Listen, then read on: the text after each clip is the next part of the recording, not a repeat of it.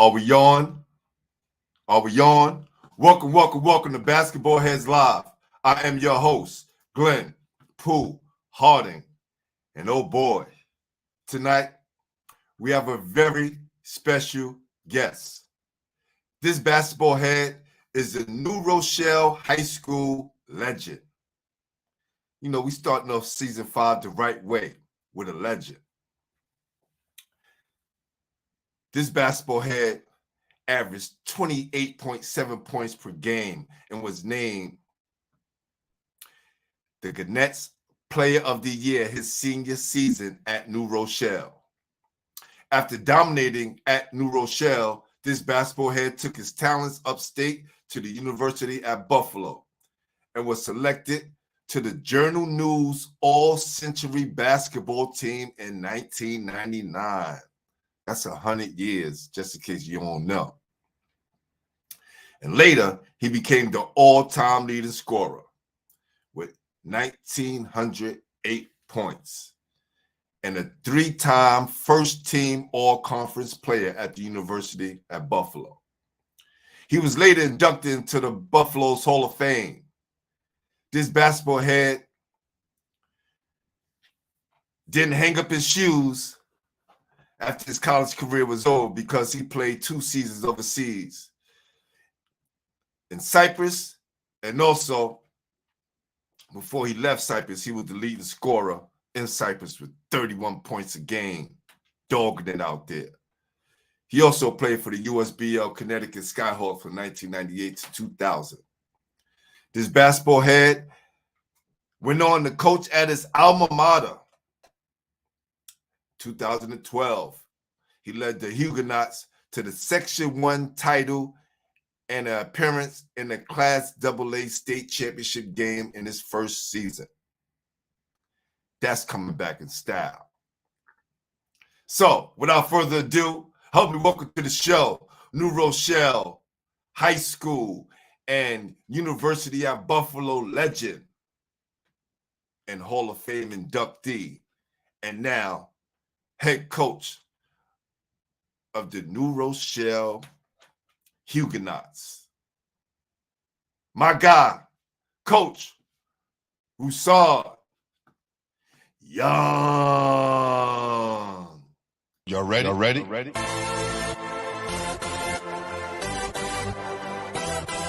Yeah. You have just now into the world of chaos. Where everybody goes hard. Come on. Go hard. Go hard. Or go home. Never back down. You gotta hold your own.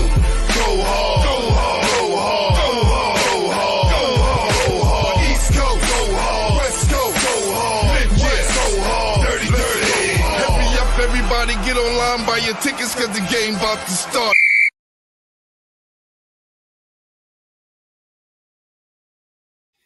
Yes. Welcome to season 5, Basketball Heads Live podcast. That's right. I'm your host, Glenn Pooh Harding. I'm going to try to bring Coach up here. I know his phone. Coach, you got to reboot your phone. Let's reboot your phone and come back in, all right? Let's reboot and come back in. Coach is on the line about to dial in on the check-in. Right here behind me, we got that crazy playoff game. That was, I think this is the championship game. Yes, this is the championship game. Spratley fam versus Mook Bullen All-Stars, a.k.a. Natharus High School. It's a lot been going on in the city. Hope y'all been, checking out what's going on in New York City, what's going on with all the transfers, all the kids leaving. New York City basketball is turning into the NCAA transfer portal, right?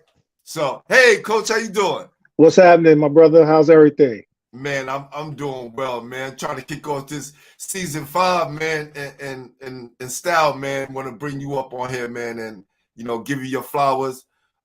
As I was posting you the other day, and today you see some of your guys, showing Yeah, you some love. You know what I'm saying? yeah, yeah. I Edie and all appreciate those that. guys. Yeah, And it makes me feel good because when the New York City basketball brotherhood connects, it's a beautiful thing, right? Because yes, it is. even though I say my slogan is, man, I had to change that maybe just to the official home for New York basketball, right? Because the whole country kind of puts us in the fishbowl and only just talk about the city, and they want to compare us to their state, not knowing, we got the rest of our state that's sending some ball Absolutely, players to schools absolutely, and doing some big things. absolutely. So I want to make sure that never gets lost in translation. You know what I'm saying? Appreciate that. Yeah. No doubt. Salute to my guy Ballhead on the check-in, and salute to my guy Ayatollah Beats, one of the dopest producers. And both of those guys are music guys. One guy's an MC and producer, another guy's a DJ producer. Oh wow, nice. And I guarantee you they all play ball in some way. You know how that goes. Absolutely. It go hand in hand, man. So I like to jump right into this, man. I want to know who introduced you to the game.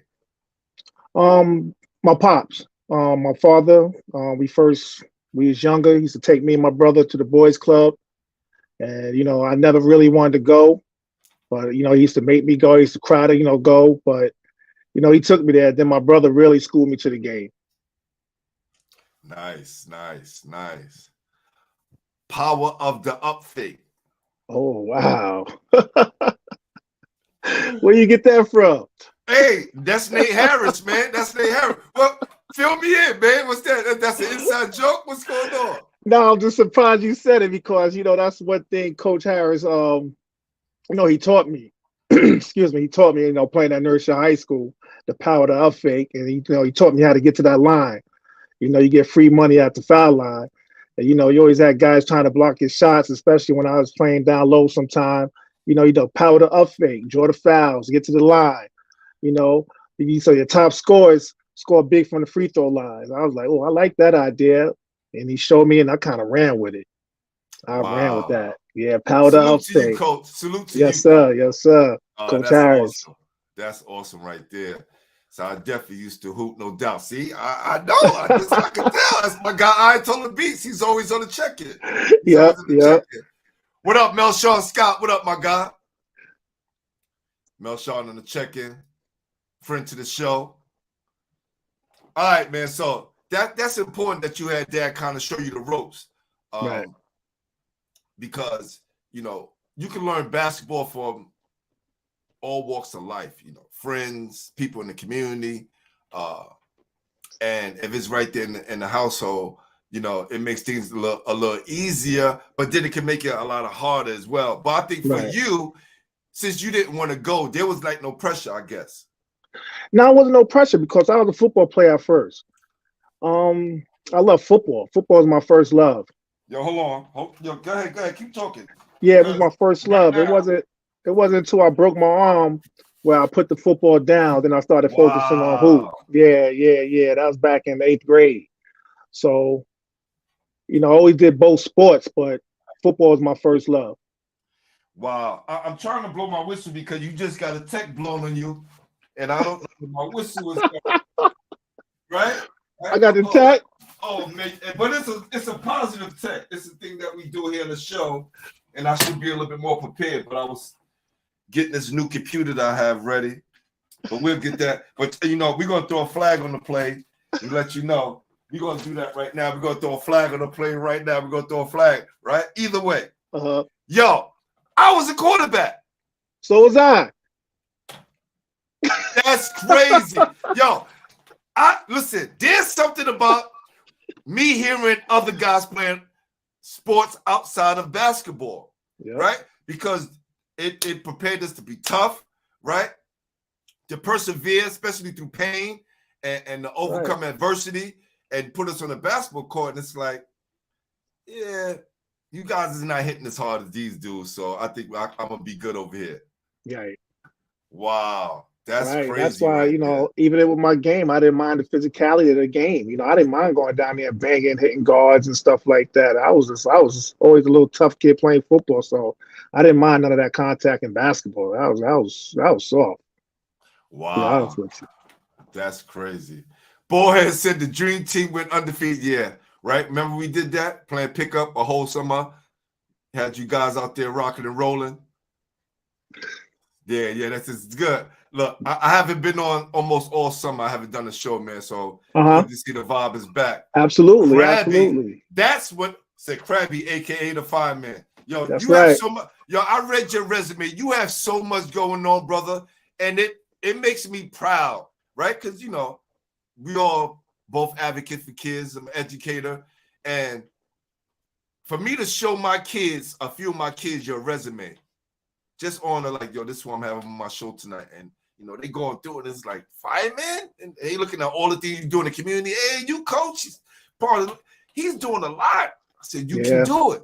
If this man can do it, he's showing you the way. You seeing me here with you guys every day. And I thank you, man, because I printed it out and I wanted to show the kids that that's possible, that they could do the same things. You know what I'm saying? Yeah, it's definitely possible, man. You know, I come from a tight-knit community where so many people always gave to me, and I always felt it was important for me in my life. And as I get older, to be able to give back to the kids in my community. So that's one of the main reasons I do it, because I know they need it.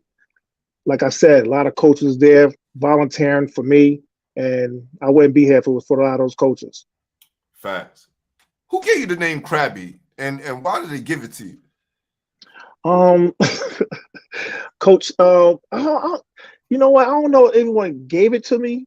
Okay. So I was home watching Little Rascals, and you know Miss Crabtree, the teacher. So one of the kids went up to Miss Crabtree and was like, "Hey, Krabby, how you doing?" And I thought it was funny. I remember that. And I thought it was funny, so I went to school and I did it.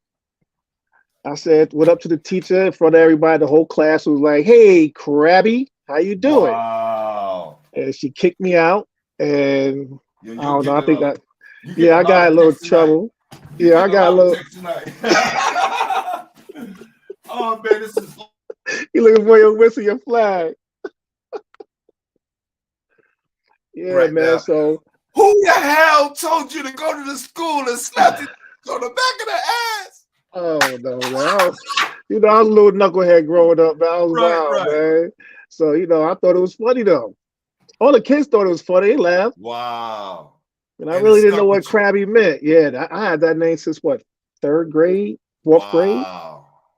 Third, fourth grade, man. Man, listen. Yeah. Tight community. Nobody gonna forget. Nah, no one forget. No one forget. I mean, now, you go around my way, you say Rasaun, they be like, who? Right. Like, yo, Krabby, yeah, for real. That's true, man. Is Lincoln Park the destination for all the ball players that live in New Rochelle?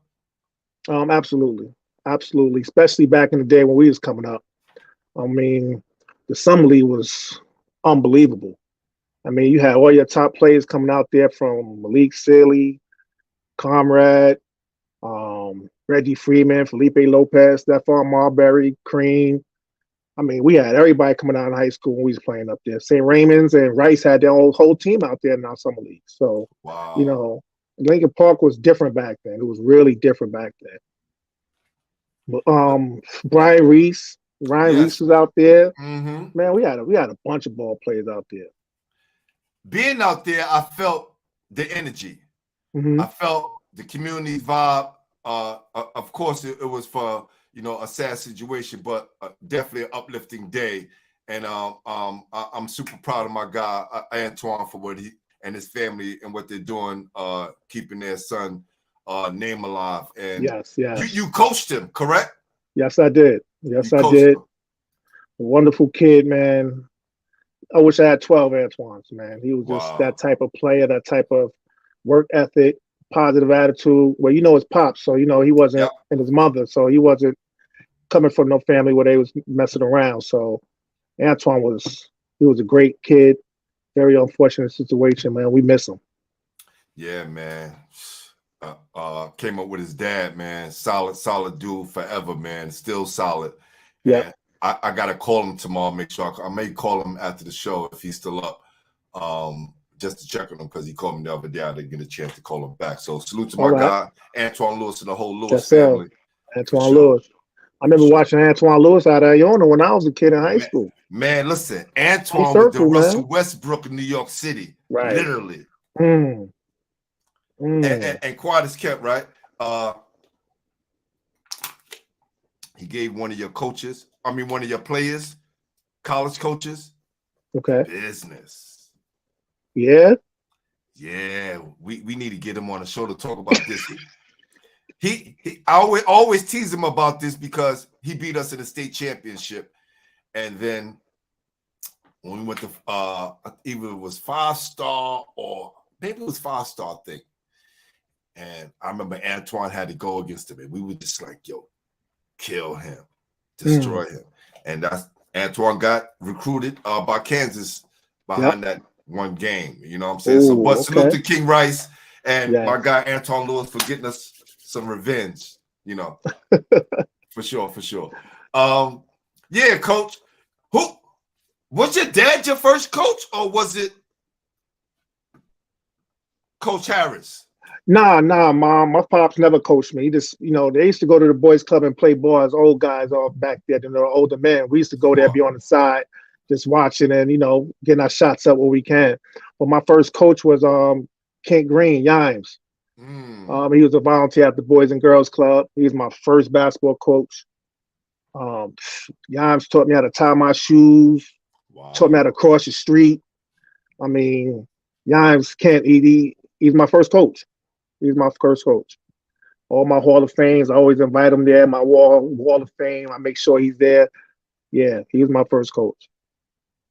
You know what I noticed throughout all my years being part of the game, the guys that help out kids in the community the most don't have sneaker contracts, don't have any real big money coming in.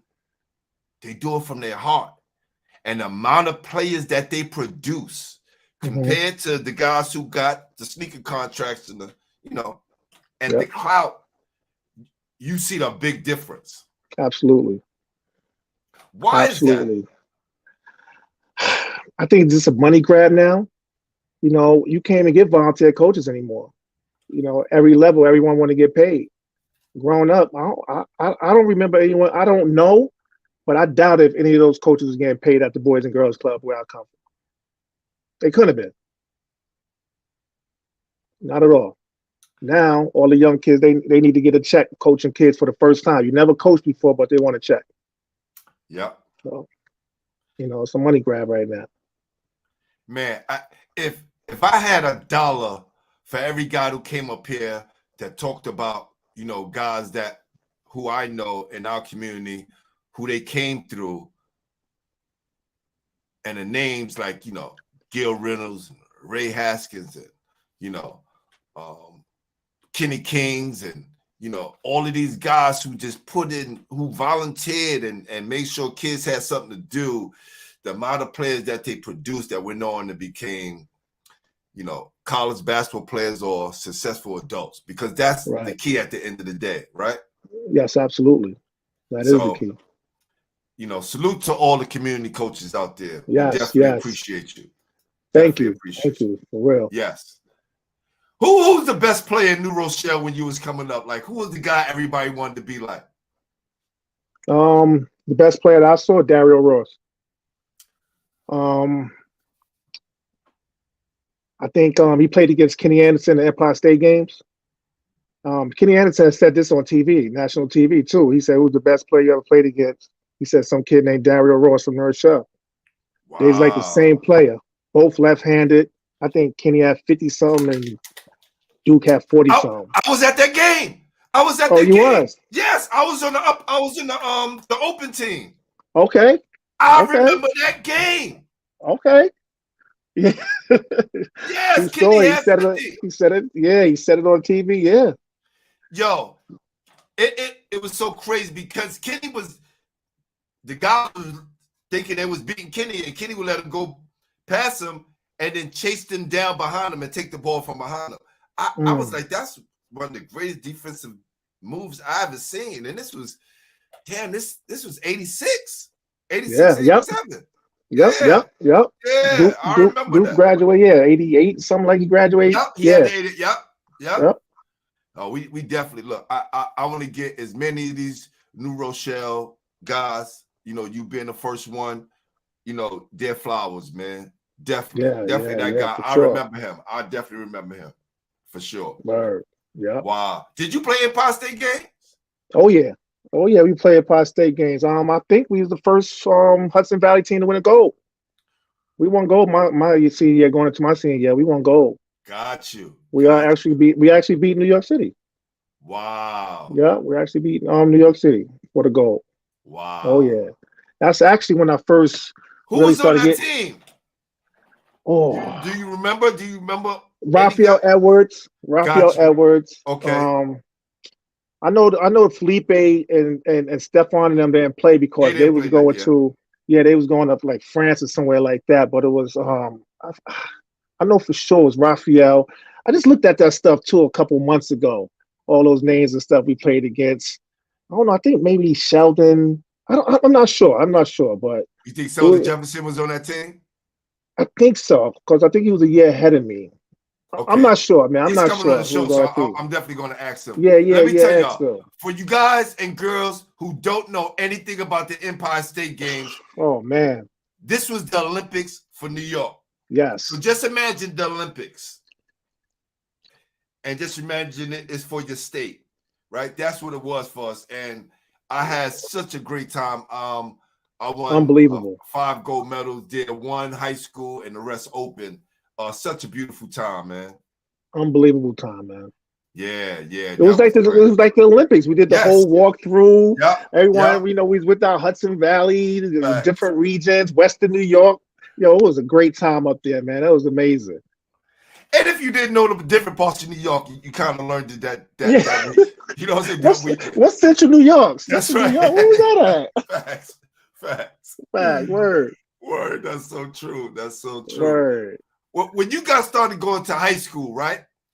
Mm-hmm. And what was the transition like? And were you projected to become a Division I player prior to entering high school? No, not at all. Not at all. I did play varsity my sophomore year. My brother was a senior. Started as a sophomore, but I was a chubby little kid. I wasn't predicted no D1 player. I wasn't even, I wanted to go D1. I wanted to go to college and play basketball, but I wasn't that guy until that my first Empire State game, when I actually had like 38 points, and then the mail started rolling in. But other than that, my going into high school, I wasn't projected to nothing, because even though I played with Young Life we had Young Life of Westchester as like our AAU program up here. Mm-hmm. Only one AAU in Westchester County, not like it is now. But we played like that all over. Yeah, right. So we played against, like I said, all these guys, Steph, Kareem, Felipe, Reg. We played against all of them growing up. But it wasn't until after my sophomore year, going into my junior year, where things started to pick up for me. You had a knack for dropping a whole lot of buckets, brother. Like I'm just going down, and you can't see every game, but the 31s, the 29s, the 28s. Yeah. Go overseas, you do the same thing. Go to college, you do the same thing. And sometimes people can look at that and not realize the work that goes into that. Right.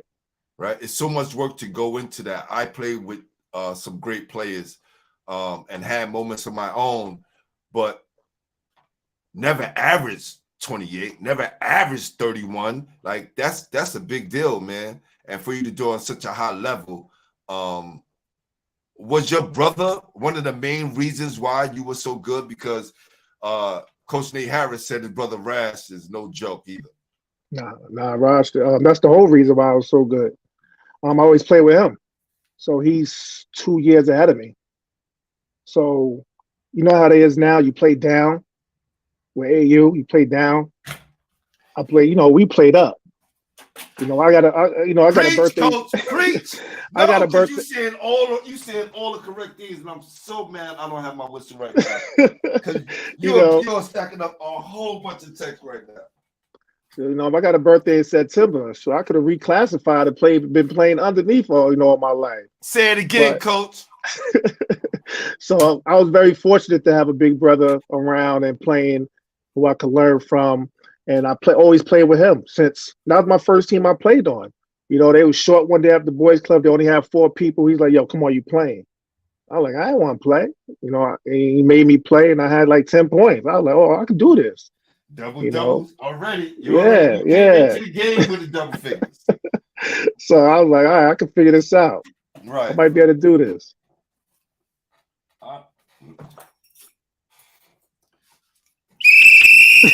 We are in business, baby. This is such an integral part of the show right here. Man, that's so crazy, man. That's crazy.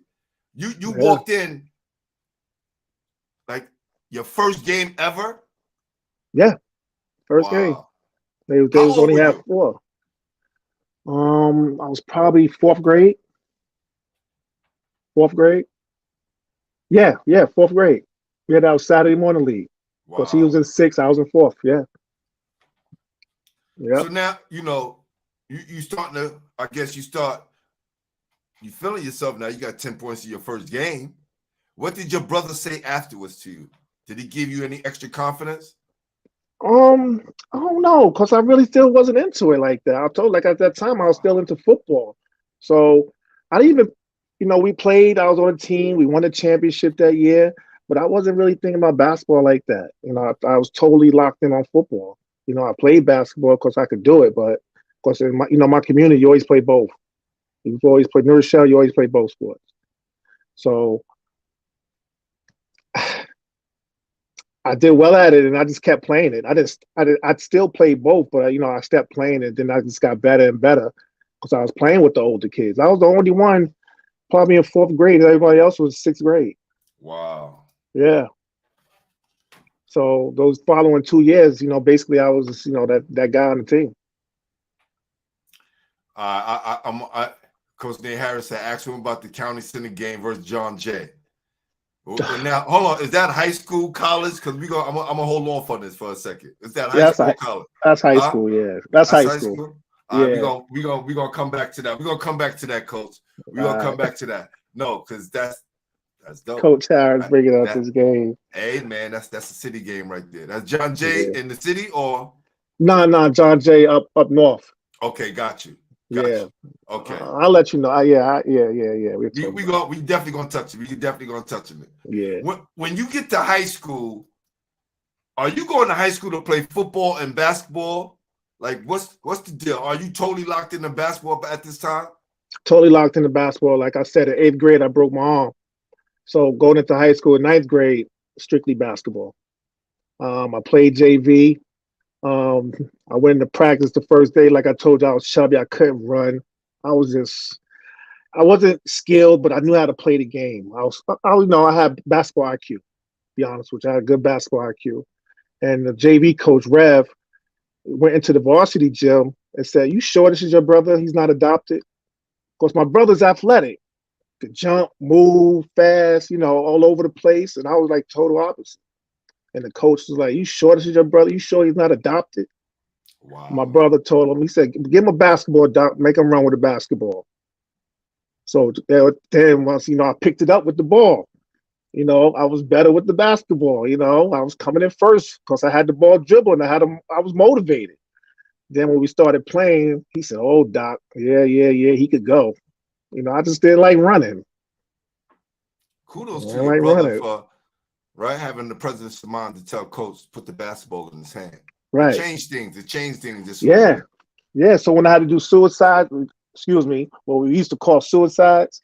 So when we did suicides, I used to have to do with the basketball. Hold on, they changed it. What? The suicide? Name? Yeah, you can't say that no more in high school. You want to lose your job?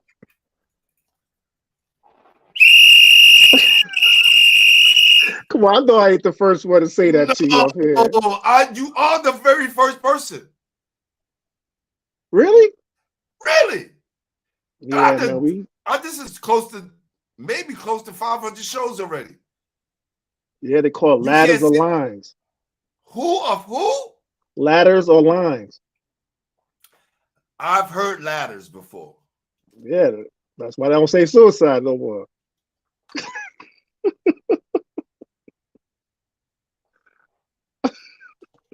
We won't touch Right. on that. Okay. Yeah. Let's move on. Let's move on. All right. You get to school, got JV. How did that first year go for you? And when did you see your body start to change? To be honest with you, it didn't change. But I was hooping. I was a starting point guard as a freshman. I helped lead my team to an undefeated season. His last undefeated season at JV level. I was the point guard at the time. I ran the point. And like I said, we was undefeated. So I did my thing. That's when my confidence really went up. Really went up after that. When did you say did you start to come into your own then, or when it was that next year? Not then. Then playing with, because I was playing with older guys. So I was like, man, I'm doing this first. Them guys who was 2 years older than me, I was like, man, I could do this. And then when we scrimmaged to varsity, I still did well. And then when we was going to that summer, my freshman year going to my senior year, my sophomore year, I was playing with my brother and them in the summer league, and I did real well. So I was like, man, I could do this. And, I ended up being a starting point guard my sophomore year. So. And did you do the same 3-time starter? Yeah, I guess so. Listen, 3 years, you start 3. It's hey. Yeah, look, yeah. When was your breakout game? Mount Vernon. Mount Vernon. This is the year they went undefeated, won the Federation, beat St. Raymond's for the Federation Championship. Rasaun, Salahuddin, Dean Marshman, Colin Johnson. They were undefeated. They beat everyone. And I went into Mount Vernon as a sophomore. I balled. I had I think 12 or 14 points. But the play was that everyone, even the news report, they did a big article me the next day. I chased, I think it was Colin Johnson. And, him and Rasaun was like a dunking show. And I ruled that they don't get no dunks. And I chased them down and I fouled them hard. It was a whole thing, guys running on the court. Back then, Rochelle, Mount Vernon was like a crazy atmosphere. But my big brother was on the team, so I wasn't worried about it. I knew he had my back. I knew my guys had my back. And I chased them down. And I fouled them hard, man. And the next day was like young comes of age. Wow. That was the article. And I still remember it because that was like a turning point. I was like, wow, you did this versus Mount Vernon and Mount Vernon. You don't do that in Mount Vernon, not from New Row. Listen, I interviewed Coach Semino after a game, and I was like, Coach, I want to come up and see you guys play. I want to come into the school. What game you think is the best game to come? Even blink, New Rochelle. Right. You need to be in the building. Oh, yeah. Yeah, man. We had I showed up that day. It was like, wow. Yeah. we had to enter the building. The rivalry is crazy. Yeah, it's still going. It ain't like it used to be, but it's still going. It's not as crazy the streets-wise, the beef with New Rochelle, Mount Vernon. It's not as crazy as it was back then. But, man, when we went to games, we had to enter through the kitchen. We had to go through the back. We couldn't even go through the front of the school. It's built into the streets? It's built into the streets? New Rochelle, Mount Vernon? Yeah. Oh my God. Let me know, bro. Let me know. Because, Oh, this has been going on since my father was kids. New Rochelle, Mount Vernon. It's always been an issue. Always. Oh my God. Yeah, always. New Rochelle, Mount Vernon. You couldn't come over here. You couldn't go over there. Wow. That's ill. Derek Canada, what up, my guy? Wow, DC. DC. Oh, man, you talk about DC, man. DC, they used to come to New Rochelle High School and ball. When we was in high school, they used to come over there on the guys. And DC said, man, listen, you got to change your speed. You just at one pace. That's what he told me. Wow. He said, you got one speed. You gotta change your speed. He said, but that's how I was. I was slow, But he's like, yo, you gotta change. Basically, he's telling me, get your ass faster. Yeah, D was, Jersey guy, but come over to New York and kill everybody. You know Prime what I'm saying? time. Gates' respect, and we almost had him. I played for the Homeboys, so I battled against these guys. Okay. We almost had him in the championship, and incident happened, and Tony turned the game totally around. But y'all want to check out that story? Go check out. Let me stop. All right. That was versus prime time. Yeah. Anthony Mason. Let me tell you, they had all the best players on their team. Speedy Williams, Corey Williams, not Homicide, Corey from Brooklyn. Showtime. Yeah. The killer. They had Ernest yes. Dorian. They had all the guys. I had all my guys. All my guys I was the youngest guy on the team, and all my guys were defensive players. They said you can shoot as much as you want as long as you play defense. Wow. I always held the best player. That's never a problem for me. Yeah, I was very blessed to join that family. Prime time, one of the greatest pro-am basketball teams in New York history. One of the best in the country. Yes. For sure. Yeah. So let's jump into that John Jay game. What the hell happened? So Mount Vernon just came off winning the state championship. That was the state championship that year. They haven't lost, I think, in 2 years, something like that. Mm-hmm. So the first game, most state championships on any school in New York. New York, yes, absolutely.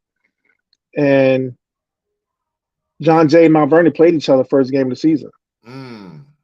And John Jay upset Mount Vernon. Yes. Now, in John Jay post, right, the first game is always supposed to be a cakewalk, right? You kind of set them up that way. Yeah. They got lucky. Whatever it was, they got lucky. And they won, and they was number one all year. So they basically go undefeated. And then we playing them in the semifinals. John Jay? Yeah, we playing John Jay in the semifinals at the county center. So, we know they beat Mount Vernon. They're running over everyone. And Coach Harris, man, he just prepared us so well for that game. And, Coach had the knack of putting a battery in your back, just have you so amped up, you're going out there, you're just going ready to kill someone. And he did that to me that game. He did it to me. He did it to me a lot of games. He did it to me, so many games. So he had me going, and I'm just like, all right, Coach, I got you, all right. So we go out there, man. I was probably one of my best performances, I'll be honest with you. I think I finished with 46, 47. I mean, John Jay had no idea. Yo, bro, at that point, who's counting? After you go above 40, say 40, 50. This is crazy. So you go out there and you manhandle them. Yeah, man. What year are you in? That was my senior year. And we did it. We upset them, quote unquote, but we wasn't, no doubt in my mind we was losing that game. And we beat them. We didn't beat them. We beat them. We beat them. Wow. Yeah. And how did y'all wind up doing that year? We lost the Mount Vernon championship game. Wow. Yeah. One of my my man Joe Clark, he got suspended from the team, and that was our second leading scorer. So he wasn't there. That hurt us a lot. But we split during the year. And him not being there was just too difficult for us to win. But yeah, it's tough, man. Yeah. And what's crazy about that whole tournament, it was the first time ever the losing team player got MVP. So it was like, I think it only happened once. Yeah. Wow. Yeah. And then, the Vernon showed me love after the game. They all came up to me, you know, showed me love. So that was dope. Listen, look at that. That's what I'm talking about. Even though we probably hate each other, we probably gonna root for y'all if y'all playing somebody else. Right. And then John Jay beat them, so they're not gonna root for John Jay. Nah, not at all. No doubt, no doubt. CK, what up? John Jay East Fishkill. Yeah. Yes. That's who they wound up playing in the championship. Yeah. That's what the championship. No, that was the semifinals. Mount Vernon was the championship. Okay. We played Mount Vernon in the championship. Oh, gotcha. So we beat yeah. Because they was number 1, Mount Vernon was number 2. And they was on opposite sides. Yeah. Did y'all it's like we can say in the whole state that Mount Vernon is the standard, right? No matter if you're in the city upstate. Absolutely. No doubt. When you took over the job, was one of the first things you thought about was replacing Mount Vernon on that leader chart? Not necessarily. I just wanted to come in and focus on the kids. Because I was at Mount Vernon for 5 years before that. Okay. I was coaching Mount Vernon for 5 years. You know, I went for the Rochelle job. You know, I didn't get it. And the next day, Semino called me. He's like, I got a job for you. And he's like, you know, come coach my freshmen and help with the varsity. And I was like, bet. You know, I knew Bob since I was a kid. I used to go over there in Mount Vernon and go play ball over there when I was a teenager. Yeah, legendary.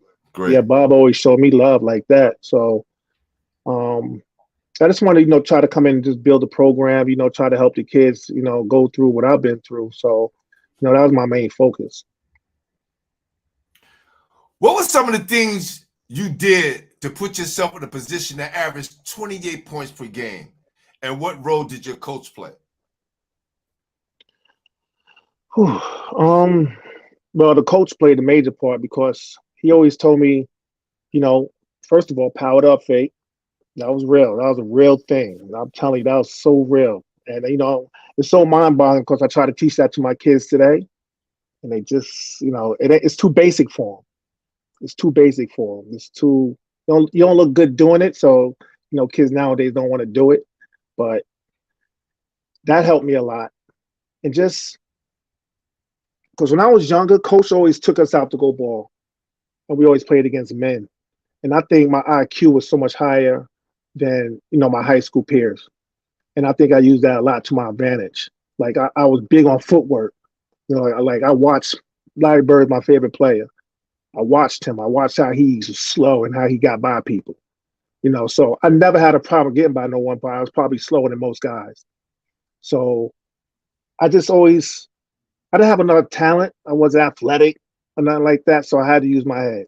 Use my strength too. I was pretty strong. So that was my big factor, especially in high school. I was always stronger than everybody in high school. Yeah, I could definitely see some of those things that you talked about in myself. But when we teaching kids some of the simple fundamentals of the game, they don't realize that these things will be so helpful for them in the long run, right? Because we want the kids want the quick fix, and a lot of them play the same. Oh, so the same. And use the same moves and you know. So for the kid that want to pick up the extra things, he's going to take it further than the kids who's probably a little bit more talented than he is, right? Because a lot of times that talent may run into a wall if they don't have any more ammunition. Right. You know? Right. You know, it's simple, you know, and I really wasn't even doing this in high school. It wasn't until Marshall Greer. You know, he played with Prime Time too. I don't know if you remember Marshall from Jersey Shore. Shore. Yeah. So we was playing in USBL together. And he called me Pam, point a minute. You know, I averaged like 19, but I only played like 20 minutes of the Connecticut Skyhawks. And he broke it down to me. He said, if you go to the foul line twice a quarter and make all your free throws, that's 16 points without scoring a field goal. You ain't even score a field goal. You mean tell me you can't get to the line twice a quarter? I'm like, think about it though. 2 times in a quarter, and you know that was in the league rule. So that was what, 12 minutes? No, was it? Yeah, right. Was it 10 What's minutes? that? Whatever. High Quarter. school? USBL. Oh, USB. I think it was 12 minutes. I think it was 12 minutes a 12 quarter. He said that's minutes. you can't go to the foul line twice in 12 minutes. That's crazy. So that's 16 points right there. And now we ain't even talking about fast break layups and then open jump shots. You know, I even try to break that down to my kids, and they looking at me like, what are you talking about? I said, it's easy math, man. It's not hard. Y'all talk about you want to be big time scorers. They gotta get to that free throw line. All the major scorers in the NBA, except for Shaq and probably Wilt, was big free throw scorers. That's right. So, because they both shot with the palm of their hand. And kids, please keep the ball out of this part of the hand. You don't do anything with this part of the hand except. That's right. I'm not going to get into that, but you know, y'all get what I'm saying, right? You button up there, right? We button up everything with our fingertips. We take the fork, we eat with our hand, we tie our shoestrings, everything with the fingertips. Absolutely. Let's try to relate it to them on that way so they kind of get it. You know what I'm saying? Did you ever come down? Yeah, did you ever come down to the city and play when you were younger, or it happened when you got older? Nah, we was younger. We used to go down there and play.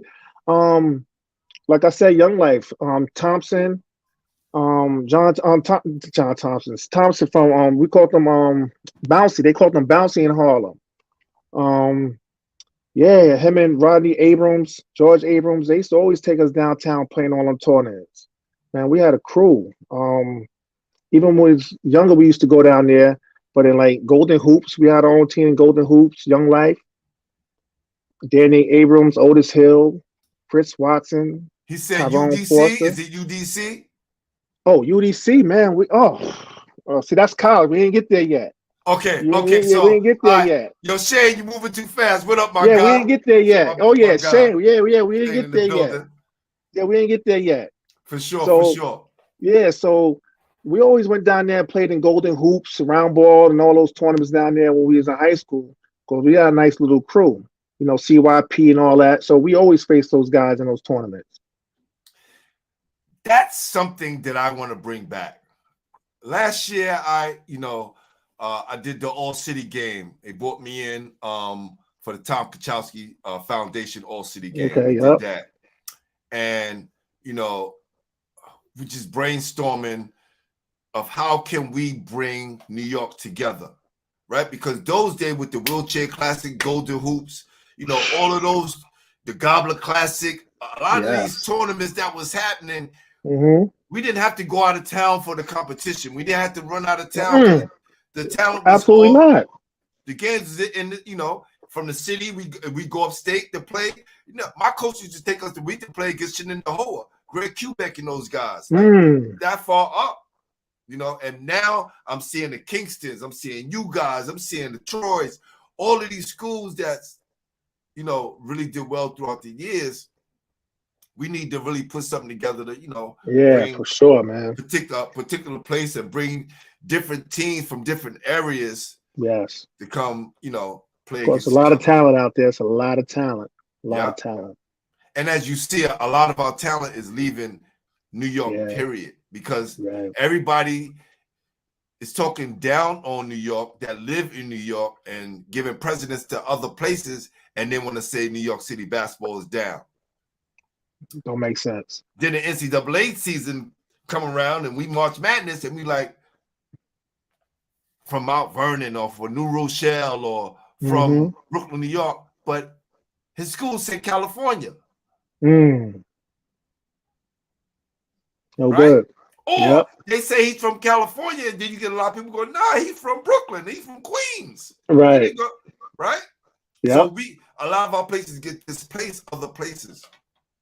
But we're gonna keep this New York thing going on strong because you can't replace the Mecca. It is what it is. Absolutely.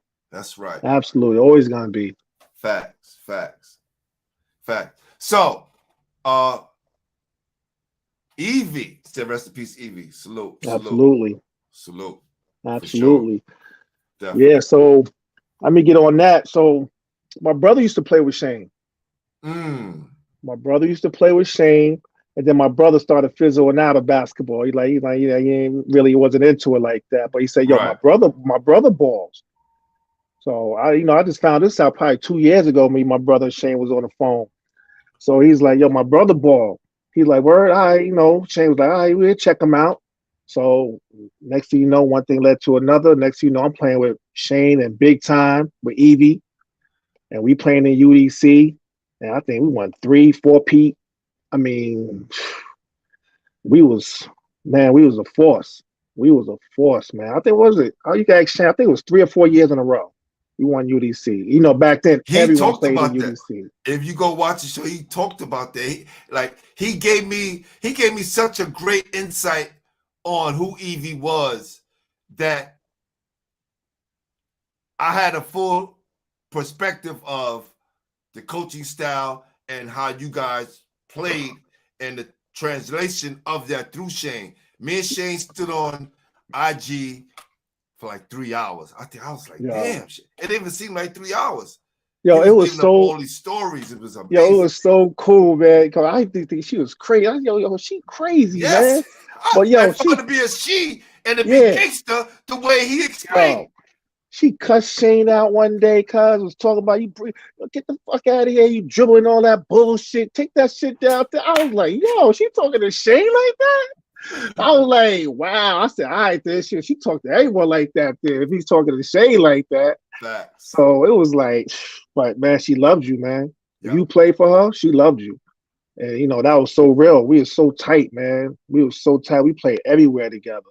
That was my first time we won Kingdom. Wow. We was playing with her. We got on a train, and I wasn't taking a train like that. They'd come get me and my man Spider Miller from New Rochelle. They'd pick us up. Larry would pick us up from Lincoln Avenue, bring us to Edenmore. We go over to the train, take the train downtown, and go down there at Kingdom playing. I was like, damn, it's Kingdom. It's my first time down here. So we played in that tournament, and we end up. I forgot. I think we beat Master Rob in them for the chip. Master Rob, Rich Parker, and D. Frazier. D. Frazier went off, man. He was like put on a show. Damn. It was amazing. D. Frazier was let me tell you, when Mount Vernon lost, they was on their winning 2-year winning streak. Evander Childs came in that gym, and D. Frazier lit him up for like 40. Wow. I was at that game. Amazing. He lit That Mount was a Vernon tough up. guard. Yes. In Mount Vernon. The first time they lost in that gym, I don't know how long. Jeez. Amazing. That's crazy. Salute AB Money on the check-in. That's crazy, man. Yeah, That's D. crazy. Frazier. Salute D. Frazier. And it's so crazy when Chain has checked in. I was telling you earlier how they were showing you love, him, Speedy, and my guy Marvin Rogers from I'm Really Training in VA. Marv, Marv. Yeah. Tell me a little bit something about Marv, man. Man, Marv, man. I first met Marv. Who's that? Connecticut Skyhawks, USBL. Yeah. Connecticut Skyhawks, USBL. He was on the team. Marv was at I think it was Marshall. Well, he had his situation, whatever it was. Right. But Marv, man, he was so skilled. He was so footwork was crazy. And we was the babies of the team. We was the total babies of the team. We was learning from DC, Marshall. I think Tone was still on the team then. We was just learning Dorian Graham. We was just learning from all these guys, sucking it on them. Seth Marshall, pause. Seth Marshall. And me and Marv was like the youngest ones. And then me and Marv ended up we was playing in the IBA together. And up in Canada, Saskatchewan, Canada. We was on the same team there. Then we ended up having the same agent, at the time. So me and Marv had a great connection, man. That footwork is crazy, man. Crazy. He has such a great spirit, man. Yes. And he loved New York, man. Like, yes. He really, he made this his second home. Yeah, he did. That's what he said. He came out here. He was in Harlem. I was like, you in Harlem? What you doing out here? He a be friend. Like everyone loved him. Yeah. Everyone loved him. So when he came out here, big personality, man. Great personality, man. Wow. Yeah. What was your recruiting process like for you once you start to leave high school? Like, What was that like, and how much fun were you having at that time? I wasn't having much fun at all because, Prop 48 was live. And, I struggled in school. I was dyslexic. So I had a hard time passing the SAT. And once I failed it, schools basically was just like, Prop 48 back there, they really it wasn't dealing with you unless you was like a superstar, right? So I ended up passing it in the springtime. And basically, the only schools that stayed with me was like Buffalo and Niagara. And then once I passed it, people started hitting me back up. And But at isn't that time, Niagara like a very good academic school? yeah. Like my grades was good, but it was the SAT. Okay, got you. No, because Yeah, remember I the struggled SAT? with the SAT. Yes, Yeah, I the was Prop SAT was the 48. big thing. Yeah.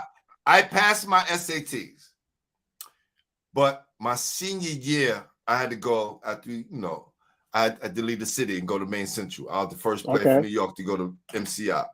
Okay. Went there, great time, great academic school. I suffered from dyslexia as well, Okay. test anxiety, all of those Mhm. things. But it wasn't until I started this show and doing research on a lot of these things that came before us. The Regis exam, Mhm. SAT. The SAT was thrown as a roadblock to slow down the amount of African Americans that was getting scholarships during that time. I heard. Yep. That's a super fact. Mm-hmm. Then they wanted to slow down the amount of kids that was coming out of New York State. So they threw in the Regis exam. Mm. All of these things was purposely set up to slow down the amount of free education that young Black boys and girls were getting at that time. Mm. And That's it deep. was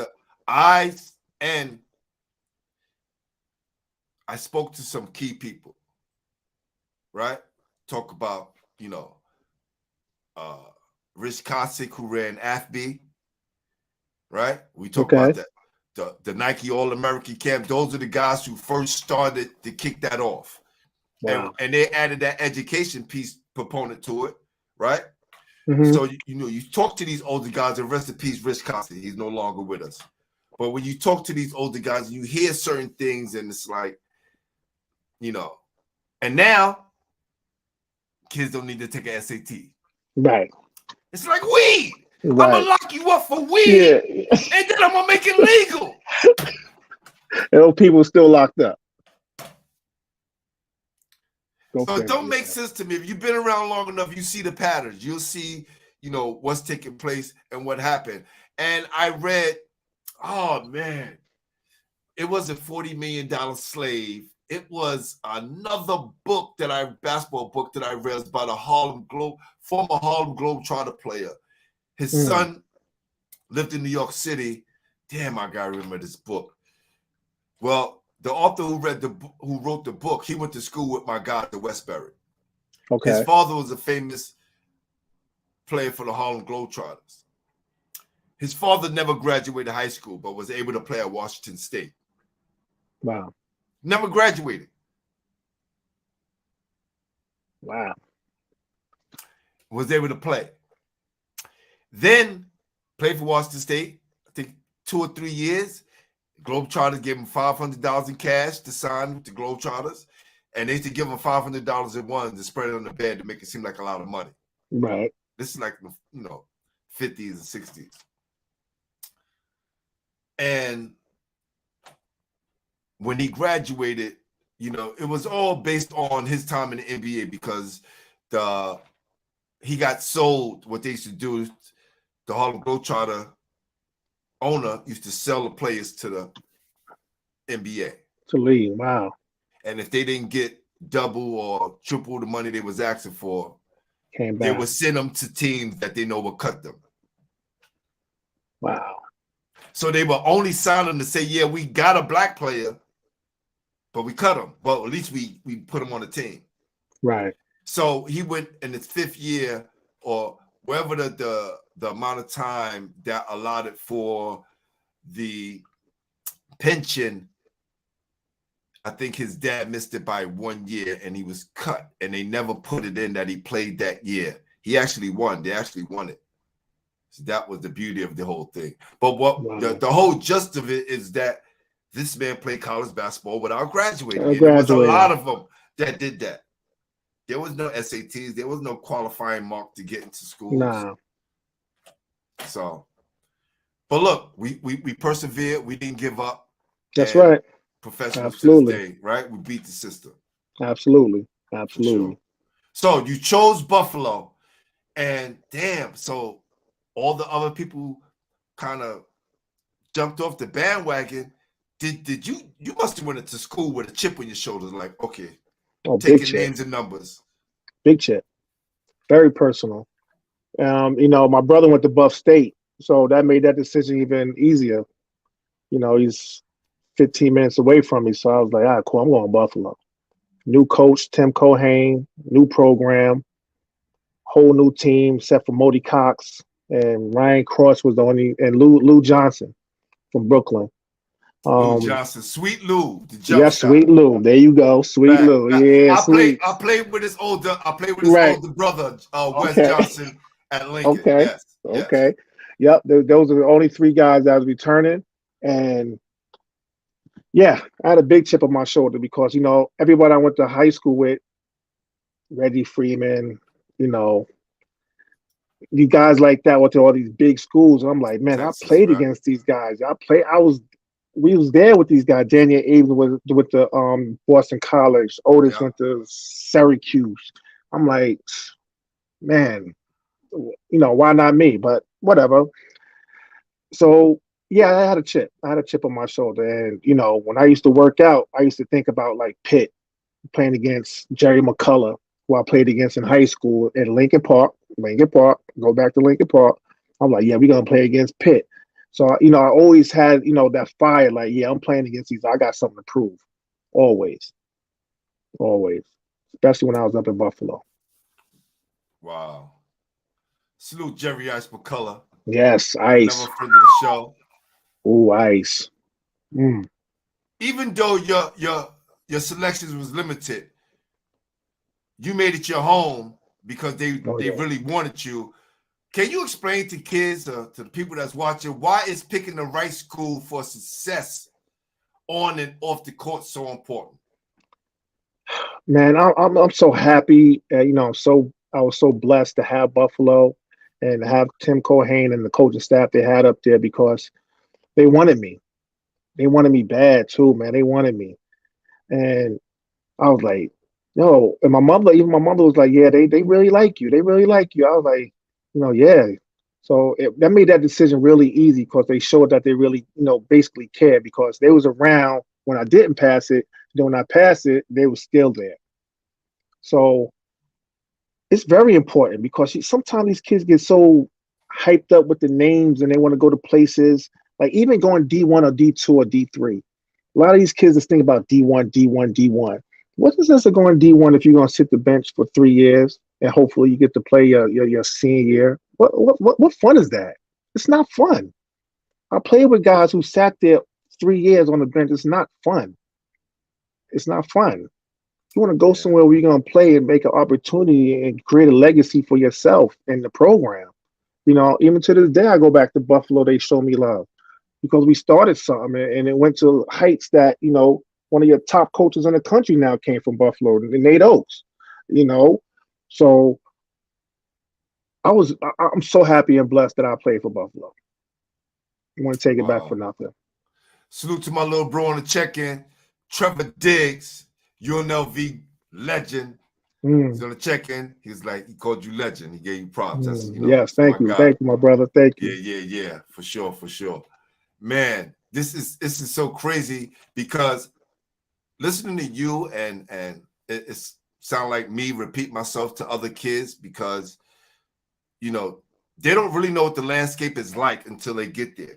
At least we got to sample what it's like, right? And a lot of time we're picking the name and we're not picking somebody who want us. Because no matter what, the school gonna be there when you leave. That's right. You know, 100. Right. 100. So yeah. if the people who are there at the moment, at the present time, when you're playing, want you as bad enough to stick with you when times get tough, then you know that's the right place for you. Right. And now it's so easy to look and see what they have. Like I was like, all right, who they got returning? Like they needed me too. They needed me too. So you can look at even with kids like getting recruited now. I look and say, all right, what's their roster? Who they got returning that's playing your position? Right. They like you got to look at that stuff. Yeah. You don't want to go there. It's a freshman that you're gonna be coming in. You have to compete with. And I know you're not that type of dude to say I'm going to take his spot. Of course, I know you're not. And that's how I was. I was like, when I got there, I said, I'll take someone's spot. No doubt. And and it happened. Nah, appreciate you, man. Yo, thank you, Anatola. Appreciate you, man. Thank you. Thank you. And it's Glenn, Glenn, or you can just call me Pooh. That's easy. All right. Oh, yeah, Don't worry about yeah. that. Yeah. Nah, man, that's so important because, you know, look, man, the worst thing you want to do is go somewhere where you're not wanted or you ride the pond. That's why all these kids are leaving every year. That's why they're leaving. They do 1 year, like, I'm not happy, I'm leaving. The portal, this is crazy. And they getting paid. We wasn't getting no bread back then. And they getting paid. Like, yo, fam. You better get hot on social media and get yourself I was waiting for my seen. Pell Grant. I was waiting for my Pell Grant. Tell me about it. The Pell Grant. We was rich back then, right? Man, I get that 1,500. I was like, man, I'm good. 500 for EOP. 500 from EOP. I was like, yo, shoot. I was like 2 G's. I was like, shoot. Yo, and that 1,500 was universal. It was like you knew no matter what school you get, I could get 1,500 and it was gonna last. It was gonna last. No doubt, no doubt. Don't worry about it, brother. It's all good. I'm just messing with you. Nah, this is real, man. Yo, so I was listening to Cameron and Mace today, and they was like, yo, when we talk about New York City, and they do ask you what part where you from, they go, New York. They go, what part of New York? And dude go, I'm from Buffalo. They had OJ on the show. They was like, we don't really count Buffalo. Then Mason's like, nah, Griselda. It's like, all right, Griselda, right? Think about that. How society can play a role. Music, we bring up music again, right? Guys from all the way upstate sounding the same as the dudes who live in the boroughs or just above the city. It's the same. We have Brand Nubian. We got the Locks who was up there, right? We got heavy hitters all around New York. Heavy spitters. DMX. Come on, man. We had hitters. Was there any local talent bubbling? Was these guys bubbling around the time? I know this was a while ago, but was there anything did they have an underground scene bubbling up there during that time? Nah, not really. Not that I knew of. Nah, it wasn't like it is now. Yeah. Like it is now. And you know what's so crazy about it? You go about on parts. I was like, yo, I remember that area. Because University of Buffalo has 2 parts. And, they have the North Campus, which is in the suburb of Amherst. And then you have the South Campus, which is basically by the hood. Gotcha. And, one of my assistant coaches is from Buffalo. So once I got cool with him, he came my last 2 years. Fred Batchley, actually, is the women coach at Maryland Eastern Shore right now. So he basically took me in. I'm telling you, my experience was unbelievable, man. So he basically took me under his wing my last 2 years. And I used to go get downtown Buffalo, get my hair cut. I was all up in the hood. I was all up down there. And yo, let me tell you, there ain't no difference in New York City or Brooklyn, man. I'll tell you that right now. Buffalo's for real. And then when you're a ball player, you get a pass. Right. Yo, they was showing me love. I didn't even know they knew who I was. So when I went up to get my jersey, hung up on the Raptors and stuff, they was there. They was at the game. Word? Yeah, they was at the game. Wow. Yes, they was at the game. So I guess they must have been going to UB because UB was hot right that year. That's the year they went to the Sweet 16 or something like that. That was that year. Wow. Yeah, that was that year. So they was in the stands all the time, I heard. They was there that night. Listen, Buffalo was one of the most populated cities in America. Yes. This is the reason why they had a football team. Right. It's not just by chance Buffalo Bills are up there. a thriving economy. Man, you had look, and people don't know just on the low because I'm a historian. It's by nature. Mm-hmm. The dude who ran the 5 families in the mafia. Yes. Is from Buffalo. Yes. Very heavy up there. Very heavy. Very heavy. I learned that. I just learned that actually probably a couple like last year or something. Yo, reading up on stuff. When they talk about that thing that happened up in upstate New York where the cops rushed him where all the mob members were meeting. Mm-hmm. Yes. Yeah. All the mobsters ran out the house except him. He was the smart. He knew they couldn't come in, but if you go out, they get you. They get you. Wow. Yeah, Buffalo heavy, man. Heavy, yeah. Do your research on Buffalo. Heavy, You'll find out some amazing things. Word Plus, up. my guy Rick James from up there too. So salute. for sure. Rick James, yeah. For sure. Now, do you remember your first game? My first game? No, I don't remember my first game. No, I don't. Jeez, that's something you probably should remember, right? But I had so many good games up there, so I was. Talk that talk, coach. I had so many good games up Talk there. That man. talk, It's coach. hard to remember, man. But when you've been putting in so much work, yeah. right, DC? We've been putting in that much work. Like It's people all- like it's ask you all how many LeBron. points you have. I'm like, I don't know. Then you got some kid you asked today, but I had 15. 1908, just to let you know. 1908. Uh-huh. That's what you had. Oh And yeah. hold on. I think hold on. I'm gonna tell you right now. I'll tell you right now. I think it was 1908. Oh, I don't remember my stats like that. I don't even know. All-time leading scorer, 1,908 points. Okay. Yeah. And that was before all these tournaments they made up. They had that. Fact. Well, let me stop. No, But yeah. because we want to get into it, Coach. I'm gonna get into it right now because I was gonna do a show early on, maybe like early last week, and just talk about just air out some of the things that I just think is wrong with basketball, but I don't, and I pull back because I don't want to sound like the old dude, right. back in the days, but shit, I really was about that life. Right. Like you was about that life. So we should be able to speak about now compared to what was happening, because when you see I put up 14 players, it actually was 20 players that I know of that transferred this year in New York City alone. Wow. 20. And we talk about Catholic and public. Wow. So I never would stop a kid or knock a kid for wanting to do better for himself. But it's the transfer portal thing. And I call it the New York City High School Transfer Portal.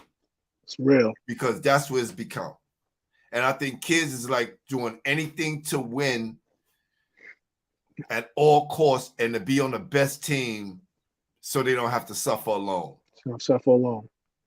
And I think it's a lot of grown-ups in their ears. That's the main thing. That's the main thing. I would not talk about a kid, but because I know it's coming from an adult or sometimes delusional parents. Yeah. Who never played the process. Before. Yeah, you probably played a little bit, but you never went through the process. Right. And those who do go through the process, you see they behave a little bit differently. Mm-hmm. Not all, but most. Most definitely they behave differently. Yep. For sure. Yeah, man. It's just a sad situation. Do y'all find that same thing going on upstate where you guys at, Hudson Valley, kids transferring and moving from one school to another? Yeah, especially coming out of like 8th grade with Rochelle. I mean, my senior class that just graduated last year. Right. I have 4 kids that left Rochelle Middle School and went to Steppenat, thinking they was gonna play there. Some went there a year, some went there with 2 years, but they came back to me. They was all like, Steppenat ain't offering you a full ride. you not playing there. So like, what are you going there for? It was all hype back then too with RJ and everybody. So they was all stuck on the hype, and parents got to learn. It's a process. They learn, and they wasted a year or two of their kids, developing because they wasn't playing. Last year, Stepanak JV had 25 players. Wow. I heard through the grapevine, one of the parents paid the school or gave a school a donation of 30, 40 racks. Son sits on the bench, doesn't play. It's like 25 kids with 2 different uniforms on. Wow. Because there's so many kids.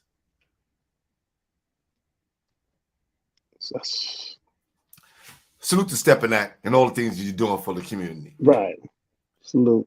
That's right. But as a kid, why would you want to just do that? That's the difference now. We don't want to be we didn't want to be just down with somebody. We wanted to play against that guy. Like I told my kids, they was talking about some tournament they had on TV, and the Brunson, no, not the Brunson, but those brothers, twin brothers from NBA sons, Bruiser boys. Yes. And I had one of my kids talking about, oh man, they're unbelievable. I'm like looking at them like what? Like who cares? Like I'm sitting in my mind like who cares? Like I said, I played against the number one person in the country several times a year. They like who? And I said, Felipe Lopez. They like, who's that? I'm like, oh man. So I was like, he was LeBron before LeBron. Facts. I said he was on Sports Illustrated. Facts. So I had to break it down to him who he was, give him information. He's like, you played against him? I was like, yeah. Like it wasn't no big thing though. It was like we wanted to play against him. Yeah, we wanted to. I wanted to smoke. I want to see how good I was compared against the best. I'm not looking at him like, you know what? I don't want to play today. Yeah. We're gonna lose. Yeah, so I think that's just a lot of difference now, and I think a lot of the kids learn from a lot of the superstars now. Let's team up. And let's go play against. Let's try to win something. Let's team up. So I think they're just getting that from the older guys in the NBA because they doing it. Facts, and it's like LeBron is the GOAT. He's the best ever. He scored the most points. Right. Look at his stats. That's what. And I'm like, okay. I would never argue with you guys again. You can't. You can't. It's a waste of time. He's better than Kobe.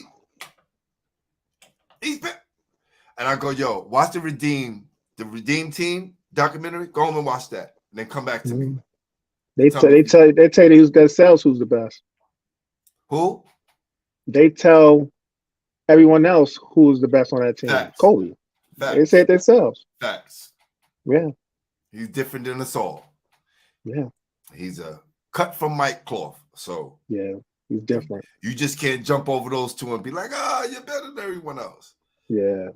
Anyway, that's them looking at their hero joined up with other all-stars. Right. What I found out yesterday, and I'm surprised, I just found this out yesterday. Michael Jordan only played with 3 all-stars: Pippen, Rodman, and Horace Grant. Wow. Who coach? No. You know how many LeBron played with? Love, Kyrie, Wade, Bosh. Stop. Over 20. Stop. Ray Allen. Over 20? It's crazy. Forget it. Is that crazy? Really? I definitely know it's over 10. It's over 10, close to 15. Oh, AD. Oh, yeah. Wow. So, this is ridiculous. Wow, okay. All right, we're not gonna go there. Let's keep this focus on you. So, all right, you had a hand in putting Buffalo on the map, literally. Yeah, literally, like you helped reshape the whole landscape out there. Yeah, I was a part of it, definitely. When did things really start getting going with you during that time? Like when did things was like, you know what? We rocking just like we do in the high school. My sophomore year. sophomore year, we won like I think it was like 6 games in a row. And my coach, man, he was getting on me, like really like getting on me for some reason. He thought I was like feeling myself. I don't know if it was feeling myself or I was just confident. Man, we had a big meeting with the AD and like he really, I guess he's a military guy. He just wanted to keep me level headed, right? But I wasn't like I was walking around doing stupid stuff. I was confident. I was leading a team in scoring as a sophomore. I was balling. We was balling. We was winning. We was balling, and I'll never forget it, man. He like just went after me one time. And we had a whole big thing. I guess he just wanted to keep me leveled, grounded. But it didn't stop me from playing. I'm from Westchester, but I'm still from New York. So I was just like, whatever. We had our little thing, and but sophomore year, middle of sophomore year, that's when I came of age. Again, up in Buffalo. I wasn't one of the young guys on the team anymore. I was one of the leaders. No matter what level you go on, you got to start over. Right. Absolutely. Kids got to understand and buy into that. Like right. I was getting the bags and all that stuff as a freshman. I was getting the bags. I did my part. I did my part like everyone else. It's all good. It's part of the game. It's the process. I say one of the things that helped us when we were younger was playing with the older guys because we had to go through the process if we wanted to play and we wanted to get back on the court and we wanted to learn how to stay on the court. It was a process. Right. Yeah. It wasn't easy. Nothing was given to you. But it was worth it. Oh, yeah. Definitely when you accomplished it, yes. Because now I'm going to come outside, I'm going to get picked every time. Oh, right. You got to worry about it. Park, they like, nah, yo, we got Krabby. No, we got Krabby. No, come on, man. We got Krabby. It is what it is. Yeah. How far did you guys reach going when you was at college? Championship game, Valparaiso. Bryce Drew. He was like my arch. What's that? Arch nemesis, the guy who. Yes. Yeah, he was that. It was in my way. Actually, we became really good friends. Him and his family. Yeah, Valparaiso, Buffalo, Valparaiso. That was the year they went all the way to the Sweet 16. No, did they go past the Sweet 16? Yeah, I think they went to the Elite 8. I think they probably wanted to either went to Sweet 16 or Elite 8. Elite 8. I think they went to Elite. No, I think they went to Elite 8. He hit the shot during the Sweet 16. That shot. That Valpro, the play Valpo. I even run that now in high school. We actually ran that play in Mount Vernon when we beat Mount Vernon, but it didn't work out the same way, but it ended up good. It ended up good. But yeah, that's where I got that play from. But yeah, Valparaiso, Bryce Drew. That's who, there was always in our way. Got you. But what you did was you lift the program up to be respectable. So when guys been recruited, now they know, like, oh yeah, these guys are on the rise, and I can come and kind of take it to the next level. Yes. Right? Yep. When I graduated, the guy Luke Campbell came in from Jersey, from Royal, New Jersey. Ended up having a wonderful career overseas. Then Turner Battle came in, and Buffalo went to the MAC. He was an All-American. I forgot where he's coaching at now, but he was coaching at D1. But he was first team All MAC, and then the program just got better and better and better. For sure. Well, I'm trying to hold on for a sec. Basketball. Sorry about that. It's so crazy. I'm doing the research here, and I'm saying to myself, oh, y'all the Buffalo Bulls. Oh, yeah. Not the Buffalo Bills. No, you know what I'm saying? Like yeah. Man. Big time. This is big time right here. This is big time. And is Buff State and Buffalo how many miles away, you said again? 15 minutes, 20 minutes the most, 15. Right there. Besides the scoring accolades, how else did Buffalo shape you as a student athlete? What's so crazy about Buffalo when I got there? Nurse Shell's like a melting pot. You have your black, your Latinos, Italians, Jewish, Asians. And when I went to Buffalo, same thing. I was like, wow, this is like downstairs you had your African American section. Upstairs you had the Jewish kids up there.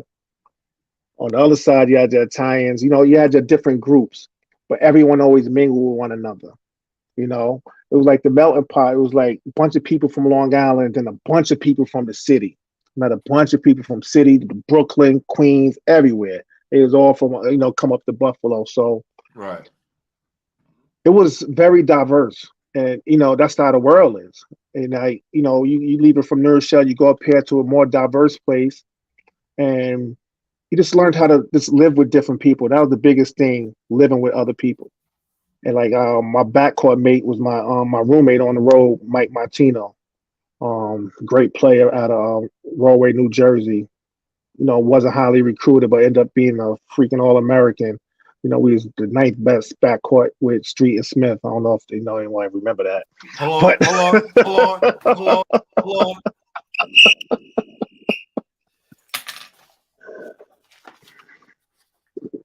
Yeah. Okay. You see, it don't have the cover anymore, Right. unfortunately, because this was the one I was actually in. But this is, hold on, I'm trying to see if it. That's dope. Oh no, this is definitely. Here you go. Remember the All-American page? Yeah, right? yeah, I remember. Yeah. Oh yeah. Okay. Yeah. Okay. Street Yeah. Smith. Man, Street Smith was the Bible of basketball before the internet. We didn't have the internet. Right. If you want to know about players from all over the country, you bought Street Smith. Yep. That's how you figured it out. Damn. we need to figure it out. Yo, Ayatollah. If you got my Instagram, hit me up on Instagram, and I'll definitely give you my math. That's not a problem. I definitely need Cal Ivy.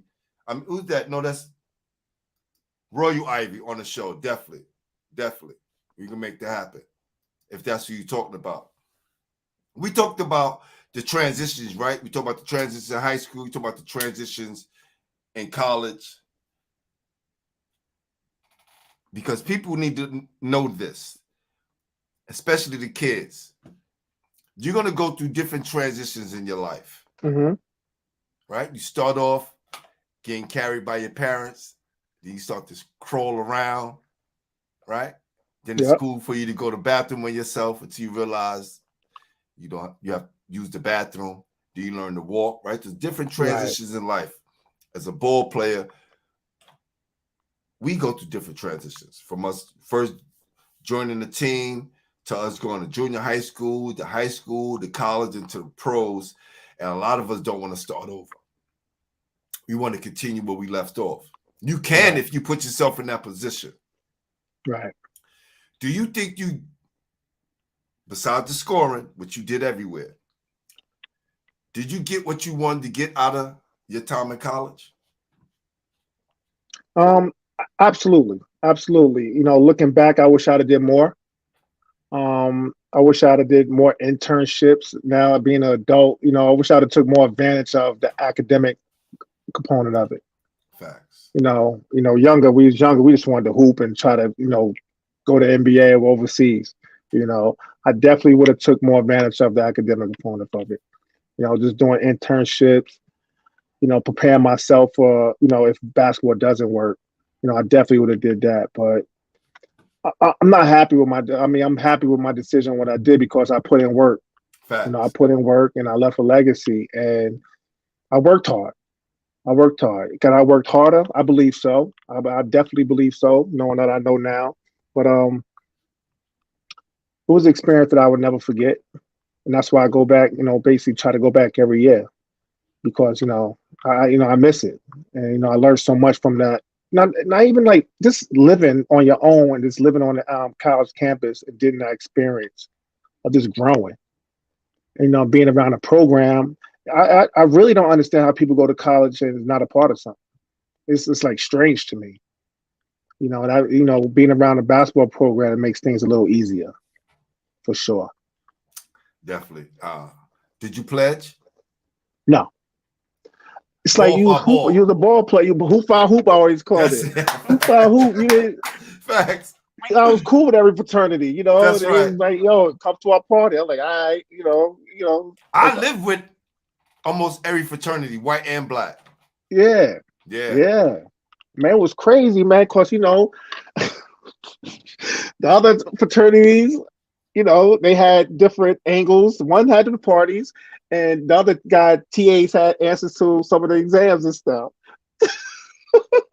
Fraternities. Hey, who listen, was who was yo, TAs, yo? we could talk off here because I could tell you about some of the most amazing cheaters I found out because they would portray us on TV like we were the cheaters all the time. Yeah, man. You I get to couldn't college and believe you it. realize like y'all And been I doing didn't this the find whole out until my time. senior year. I'm like, really? Yeah. Wow. So, yeah, Wow. Yo, yeah. Shane said Ninja never gave me a t-shirt. Shaking my head. Damn, all those car rides. Yo, Yeah, it's Shane. crazy, Yo, man. Shane is bugged out. What's up with those UDC days? What was that about?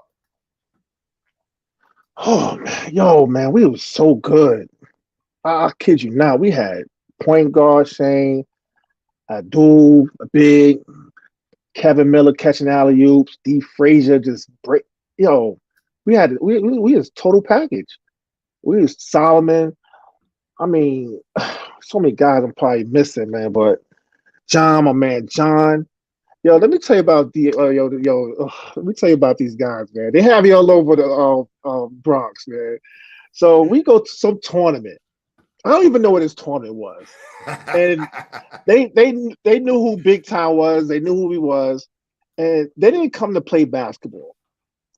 When we started playing the game, they just was like straight up like just hitting us, fouling us like on some real street stuff, right?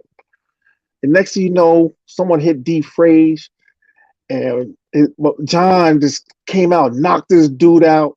I'm like, what the hell are we doing here? And the whole fight broke out, man. We had to run out the park. I'm like, yo, this shit is crazy, man. Yo, it was just like moments like that. It's like I would never forget messing with Shane and Evie, though, man. Yo, But you ever get a chance, scroll out. I am. I I'm doing tell it everybody, tomorrow. listen, I'm doing it tomorrow. y'all go on my channel, right? And if you scroll down, because I have so much content up there, and look at the amount of people and different stories that I have up there. But you guys need to check out that Shane show because Shane, great. yo, this dude had me in stitches Yo. the whole time, right? Yo, Evie, my first time playing with Evie was the 55th. I played with Evie my first time playing down there. I was like, what the hell? I couldn't believe she was a woman. Yeah. I always heard about it. You talking about a gangster. Yeah. Yeah. I didn't know who she was at that time. I didn't know all that. I'm a kid from Rochelle, 914. I didn't know she was in the streets like that. I did not know that, man. Man, Wow. but yeah, man, it was live with Evie at 55th. And I was at that game where we basically had to leave the park. We had to leave the park where Evie got into it, man. So I was just like, man. No, Shane said he had to apologize to a lot of referees because he played with Evie. Oh man. She had cussed him out. She was unbelievable. She had cussed him out, man, in a heartbeat.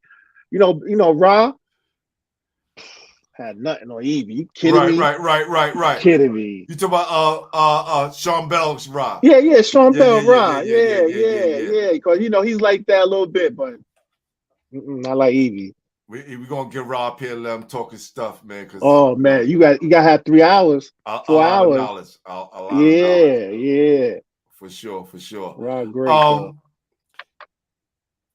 How do you get overseas? Like, explain that process. And before that, were you upset when the draft came around that you didn't get drafted? I was, obviously disappointed. I went through the whole process, got an agent, and at that time, my college coach, you get all this mail, right? Back then, you got mail, so all these agents was reaching out to me, but I never got any mail. Never got any mail till after the season was over, and I'm heading into the springtime. And my coach, who I told you, Fred Batchelor at Maryland Eastern Shore, gave me a stack of mail like this. It was all agents. Wow. So my coach never gave me anything. So I didn't know what to do. So now I'm going through this, like, who do I call? What do I do? So I think I was behind the 8 ball already. So went through that process. I end up, getting drafted to the USBL. Then I had to start over. That process you said you starting over? Yeah. I go back to that bench where you've been riding the wave. Yeah, transition. You've been riding the wave since high school. And then you go to, college, you still that guy a little bit, then you that guy. And then the USBL come, you walk in there, you're like, oh shoot, he got his crew really. You just drafted, you on a team, but yeah, you just on a team. My first year in the USBL was probably my hardest year I dealt with basketball. But I'm the type of guy who's going to learn. And I sat my butt there and I learned. I learned from all these guys. Basically, it was like almost like a prime time team. And that's who I learned from. And I'm the type of player, I didn't mind sitting there learning. I'm going to soak it all in. Soak it all in. And I did. And the next year I came back, just took off. I took off that following year. And because, I just sat there and learned the process and went through it, sat my butt down. When I had the opportunity, I played my best. But I said, I got a lot of work to do. I had a lot of work to do to be able to play that different game. It was a different game. I think that was my biggest problem. It was a different game. It's a pro game. Now, what I'm going to do, I'm gonna put you on the screen by yourself. And I want you to take people through the process, the difference between the high school, college, and then the pro game. Okay. All right. I'm going to be right here listening. All right. So let's start with high school. I think in high school, my high school experience, I think I was just not the most athletic, but definitely the most, like, one of the smarter IQ players. And I was strong. And in high school, back then, how can I say it? If you was a determined player and you had that attitude that no one's going to stop you, no one stops you in high school. But you had to have that grit. And I think a lot of players didn't have that, and that was one of my advantages I had. And so when I played, I always play hard, play smart, and I was very unselfish. So I just always led that way, even into like college. And I always had a chip on my shoulder because even in high school, they said I was too slow, too fat. I can't go D1. That was my thing. I couldn't go D1 because I was too slow, too fat, and I didn't have a real position. I wasn't a real position. I'll probably be perfect nowadays because it's positionless basketball, but back then you was a point, a two, a three, a four, a five. That's right. Right? And I was able to do a little bit of everything. When I transferred to Buffalo, I went in as a backup point guard. But ended up being 2, 3, 4. I was posting up 2 guards. Because now I'm like, I got this little guard on me. I showed my coach I could do it. He created a whole offense for me so I could post up guards. So then you get to the pro game. Now it's like, all right, you got to understand the defense of the pro game. And once you understand the defense pro game, you can master the offensive pro game. And that's where I think Marshall Greer really, really helped me a lot. Of course, he was there a couple of years. He was older. I mean, I just soaked it up from him, really, to be honest with you. Him and like Seth Marshall. Seth Marshall, I was like playing behind Seth Marshall in DC. I'm playing behind guys that really did it at a high level. Facts. So how can I not sit there and listen? My first year, how can I not sit there and listen? DC's in front of me. I've been watching him play since I was in high school. How can I be mad I'm not playing over him? So I'm sitting there watching. I'm like, all right, so you can't be in this. You can't be in the lane when this guy got the ball right here. You got to be on the other side. They don't teach you that in college. This is all stuff I'm learning on the fly. All right. So now you on this side, the guy's posting up. The defensive guy's looking at the ball. I'm cutting right to the basket. Guy hit me layup because they falling asleep on defense. They ball watching. So this is all stuff I'm learning, and for the pro game.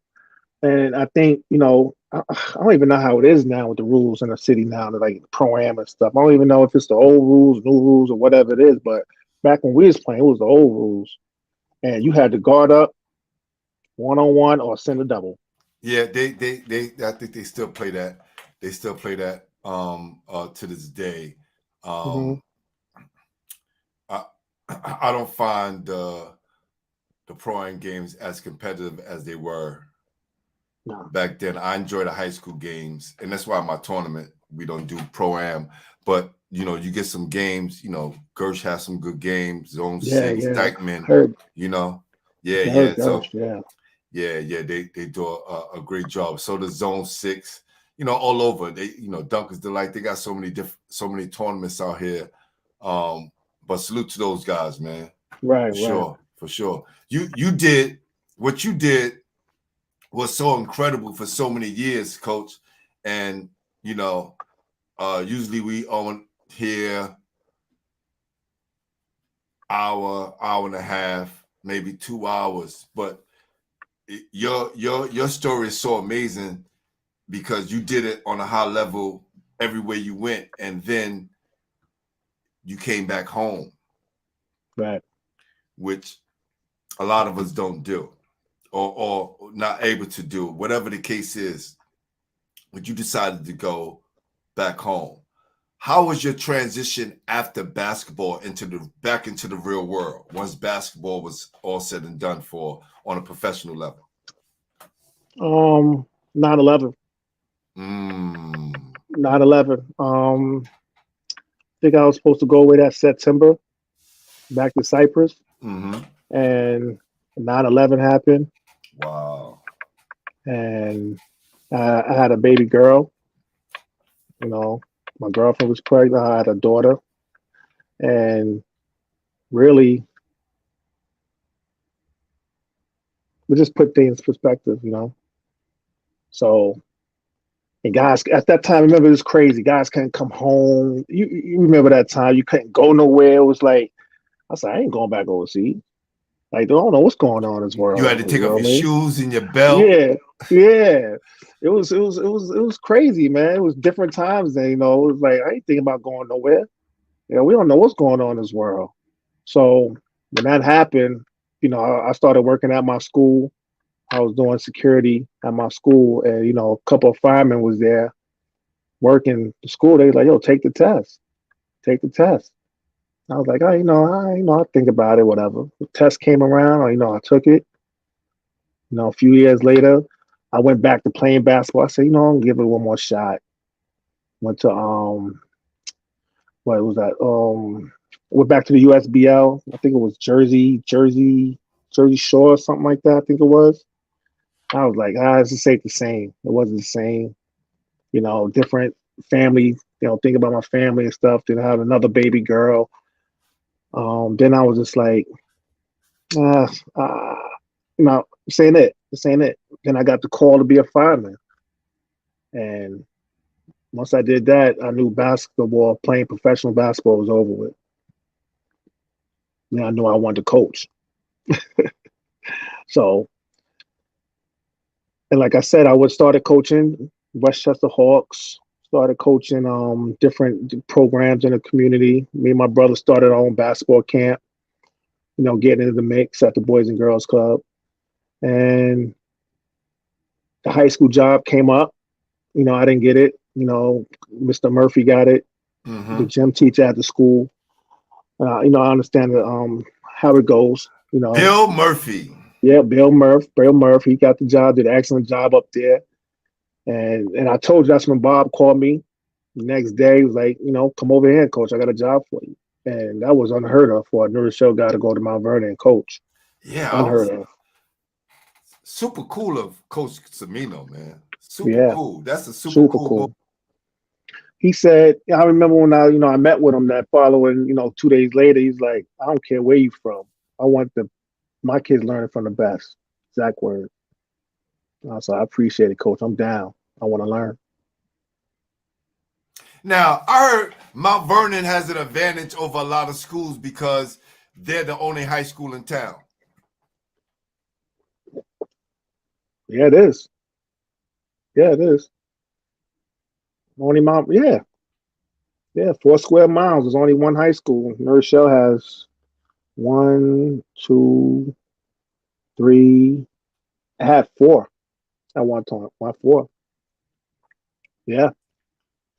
And Again, then, I didn't know that until started the show. It's like, Mount Vernon, yeah, that's it. The high school, that's it.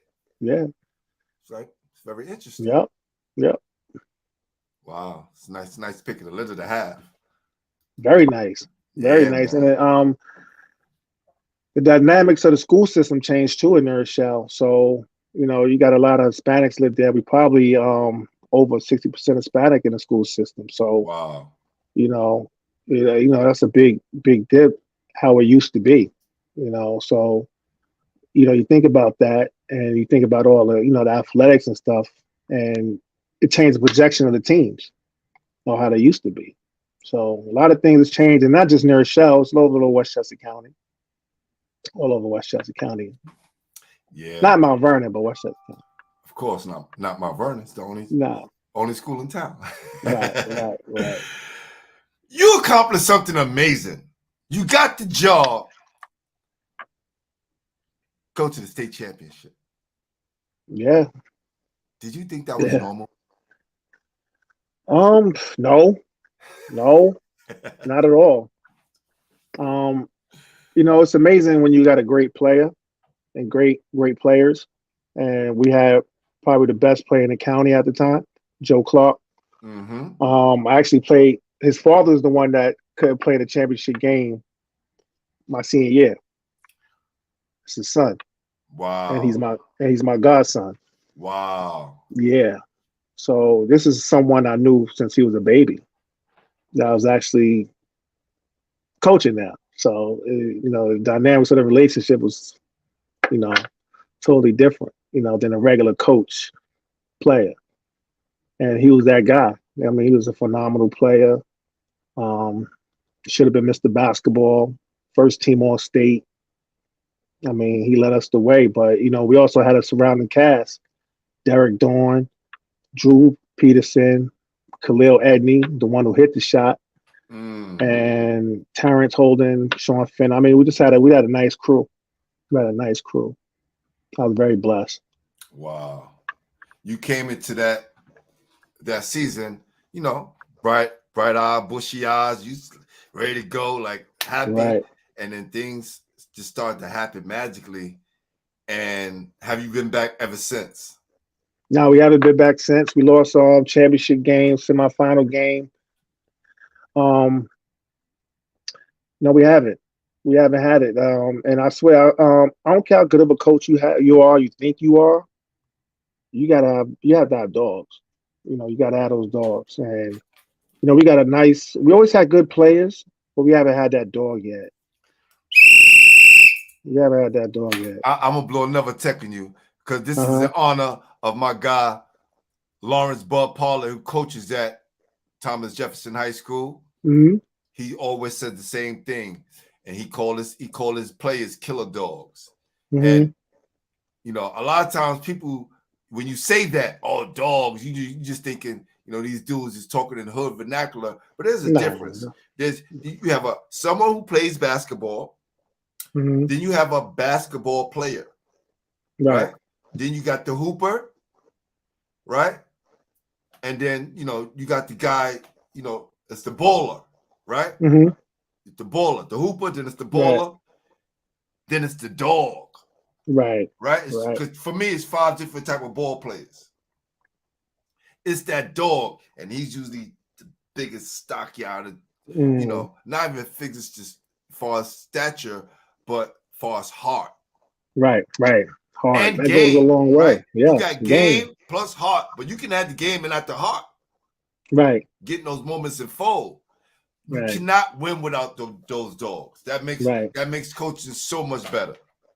And we had good teams where we went to the semifinals or finals, but we just couldn't get over that hump. Who we end up facing, Mount Vernon.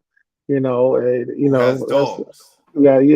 just a better team that year, and you know, but we're solid. We're solid. We have a good bunch of good guys who went on to play college basketball. At the end of the day, it's about guys going to school, getting an education, and getting degrees, or becoming better men. So when they go out there now, when I see them with some of these guys who has kids and they do it with their kids, I'm like, wow, all right, I see you doing your thing. That's good. That's good. That's what it's about. Yes, you want to win. Don't get me wrong. You want to win. You want to win championships. But it's at the end of the day, and the coach told me, your kids come back and see how you doing and stuff. That means you reached that kid. You did with your job with that kid. Carmelo Green, Gabriel Woods, Jordan Williams, Mm. Zion Lord, Austin Luzie, Christopher Tuck, Mm-hmm. Khalil Manigault, Yeah. Derrick Jones Jr., Jamel Williams, Justin Gagger, Yeah. Darren Greaves II. When I say these names, what did that mean to you, Coach? When I mentioned those names right there, and these are some of the guys that you had last year. Those are guys that actually all of them guys you mentioned always come back. Mm. Those are guys out, guys who come back and just say hello. That means a lot to me when guys come back and say hello. You mentioned Darren Graves. He's at USC on a scholarship, probably academic scholarship. You talking about almost 90% of it paid for out through academics. That's what it's about. Just from graduated last year. Yeah, USC. Mm. That's That's that's better than any state championship, any Section 1 championship. Because that kid's gonna be successful. Just going up there and talking to the people on the sidelines and watch you do your thing and give up your time to referee and see you still giving guys insight on the court while they're playing.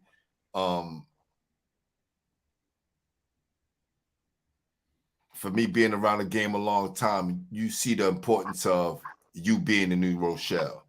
You see the importance of someone like yourself coming back and doing what you need to do for the community and helping others. You could see that, your presence, especially watching during that Memorial game, man. So for sure. What is the future looking like, man, for New Rochelle? And what do you guys have in store for this season without giving away all your secrets? We got we got a little talent up here this year. We got a couple guys who've been putting in work. We're going to a couple of team camps. Guys been playing well.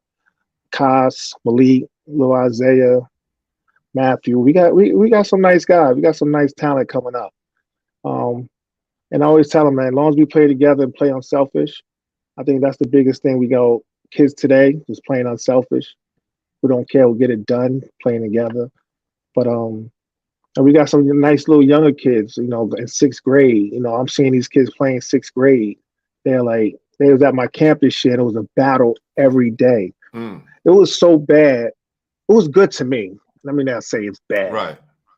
It was competing at a high level where it almost came to blows. Now, parents might say, oh my God, you think that's a good thing? No, that's a competitive thing. No, they never fought. I even had to take over the refereeing. That's how that's why you got. That's why you were there, right? Yeah. So my coaches was coaching, and they getting caught up in coaching, competing. So I said, I'm gonna ref. So I know none of them ain't gonna say anything back to me. So I'm gonna ref. Because then, even the kid says something, tech. You're gonna learn today. You got to tech. So I ended up having to ref the games, but that's how competitive the games was. I'm talking about these guys was in 5th and 6th grade. I'm like, yo, they going at it. And I loved it. because, you usually don't get that. Every one of each other's friends and, don't want to compete. you know, and I love that nature of them competing like that. And that goes back to my first team I had. I mean, guys was about to fight almost every day. But at the end of the practice, they was all cool. I'm like, that's how it was, you know, that's exactly how it was, you know, and it's fun. It's fun when it's like that. You know, parents might not like it, but you know, it's competitive, you know. Anyone who hears stories about Kobe and Jordan knew it was always fights or not fights, but you know, arguments or something going down. You know, you hear the stories. That's You hear right. the stories. Well, I'll be coming up to your school this time when y'all play Mount Vernon. Oh, I appreciate it. You know Yeah, what I'm saying? I I got to do that. appreciate it. I got to come to your Please, house. Yeah, we're going to please. do that for I got sure. some great kids, man. Please. Nah, we definitely going to do that. If it's one thing you could change about your basketball journey, what would it be? Um, Putting in more work. As successful as I was, I could have put more work into my jump shot, my agility, um, my athletic ability. Plus, also too, they didn't have all the stuff they have now to help you with that stuff. You know, you know, I take my kids to this place where transformers and Tuck Hole, and they doing all these drills and all this stuff, and I'm like, I wonder if I would have had this, if I would have, you know, elevated my game. But we just went out and played. You know, run some steps on the stairs of the projects, my projects, you know, just some pull-ups, push-ups on the pull-up bar in the hood.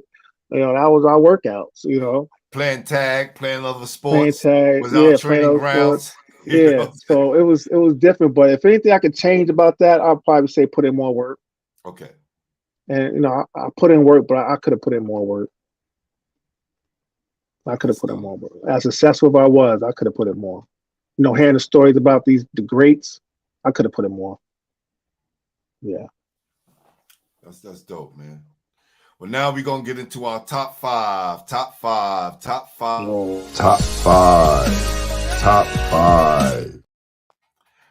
All right, now time to get you in some trouble, man. Let's see how fast Mm. this, and we get you out of here. Top five players you played with. Oh man, I can't do this. Only can name five. You only Oh, can name five. Everyone always tells me, Pooh, word, you gonna wait to the end to do this? Like, yes. This is what we do here. I And it's play with what also level? At what level though? It's like we got levels to it. any level.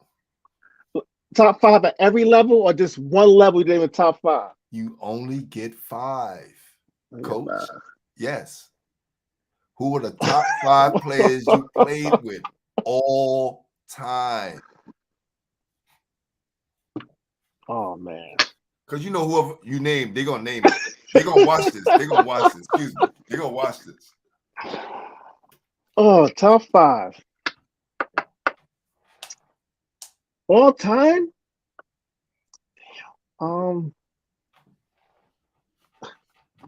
oh, I'm in trouble for this. I don't know. Um, Let me say, my two guards would be Shane, Speedy. Um,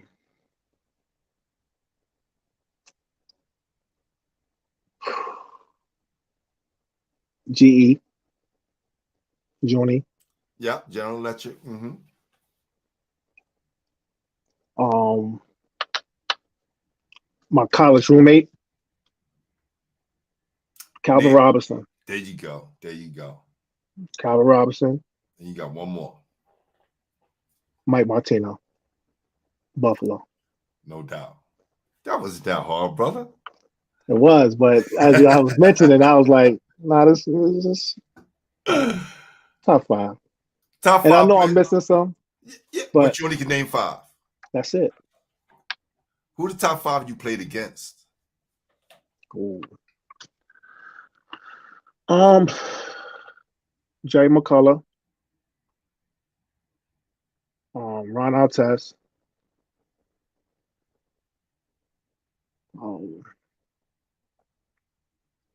Drew, Bryce Drew. You mentioned another one earlier.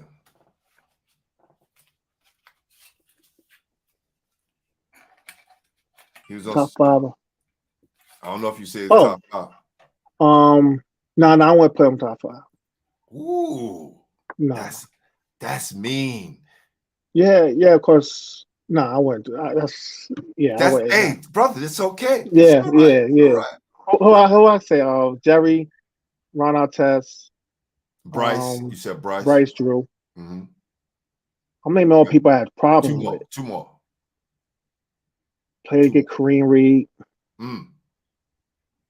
and Best kept secret. Chudney Gray. No doubt.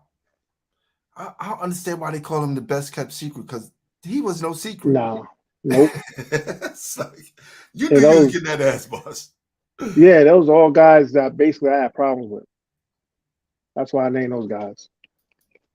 All I had problems with them, especially like Chud, Jerry. Problem with them. Top There's 5 a players. lot more. Top 5 players. Don't try to cover it up. You only mentioned 5. That's Nah, it. yeah, you got it. Yeah.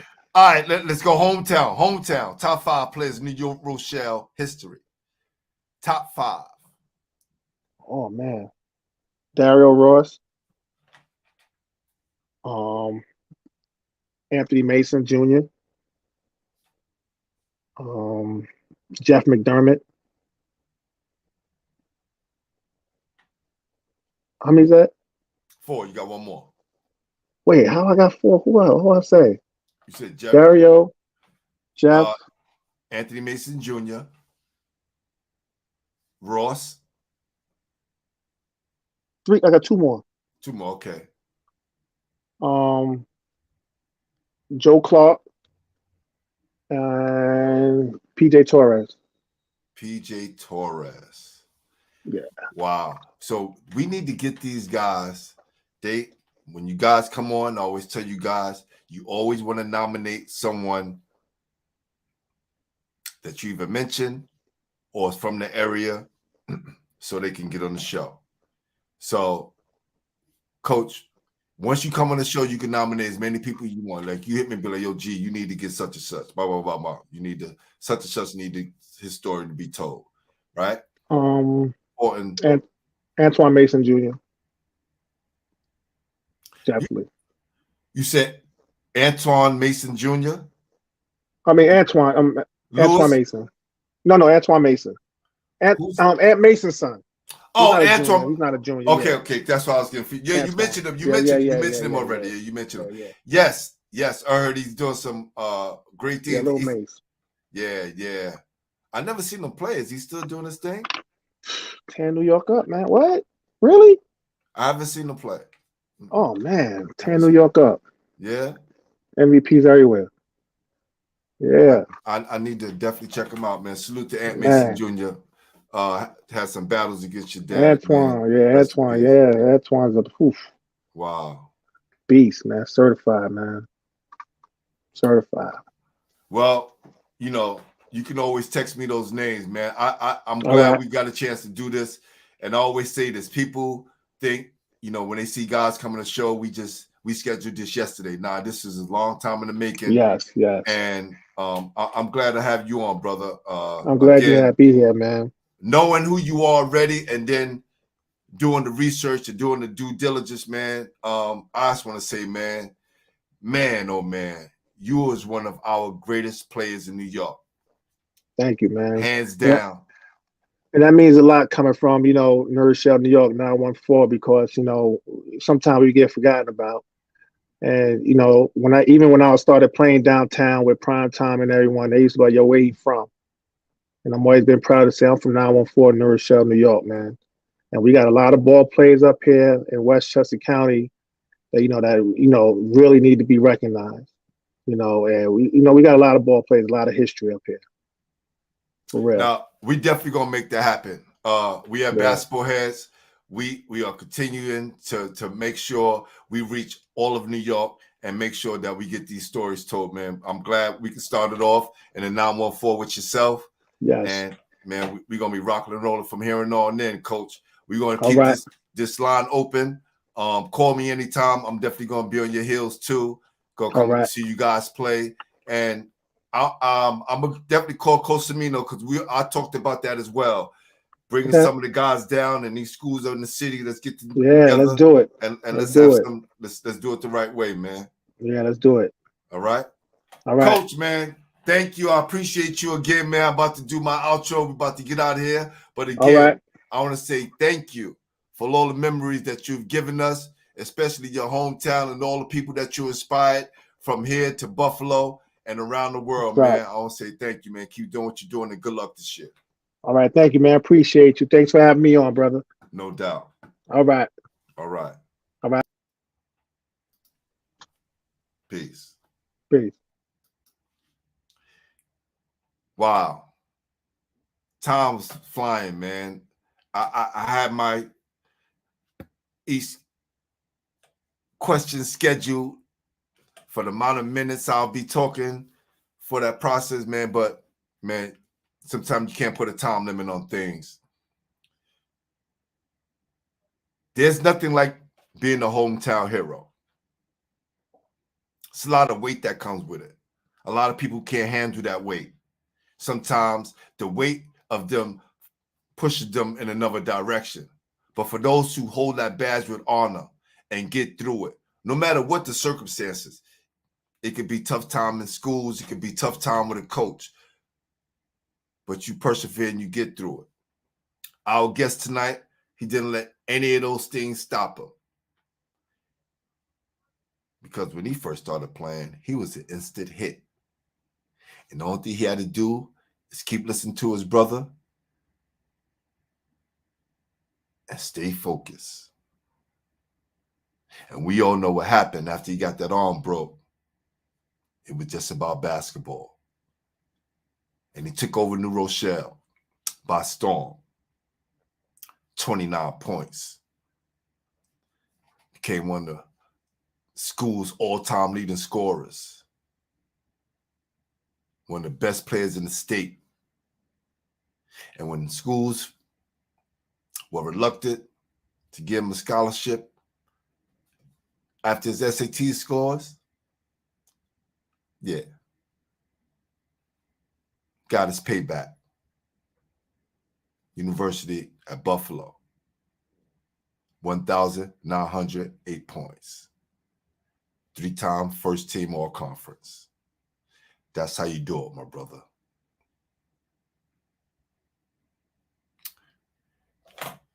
Had a chance to go overseas, averaged 31.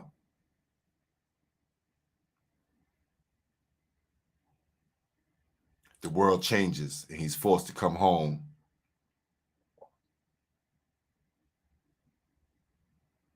And do the superhero job. Being a firefighter, grassroots coach, and now coaching at his alma mater. So, I want to give a big salute to our first guest from the 914 New Rochelle, Coach Rasaun Young, a.k.a. Krabby. Want to say, brother, peace.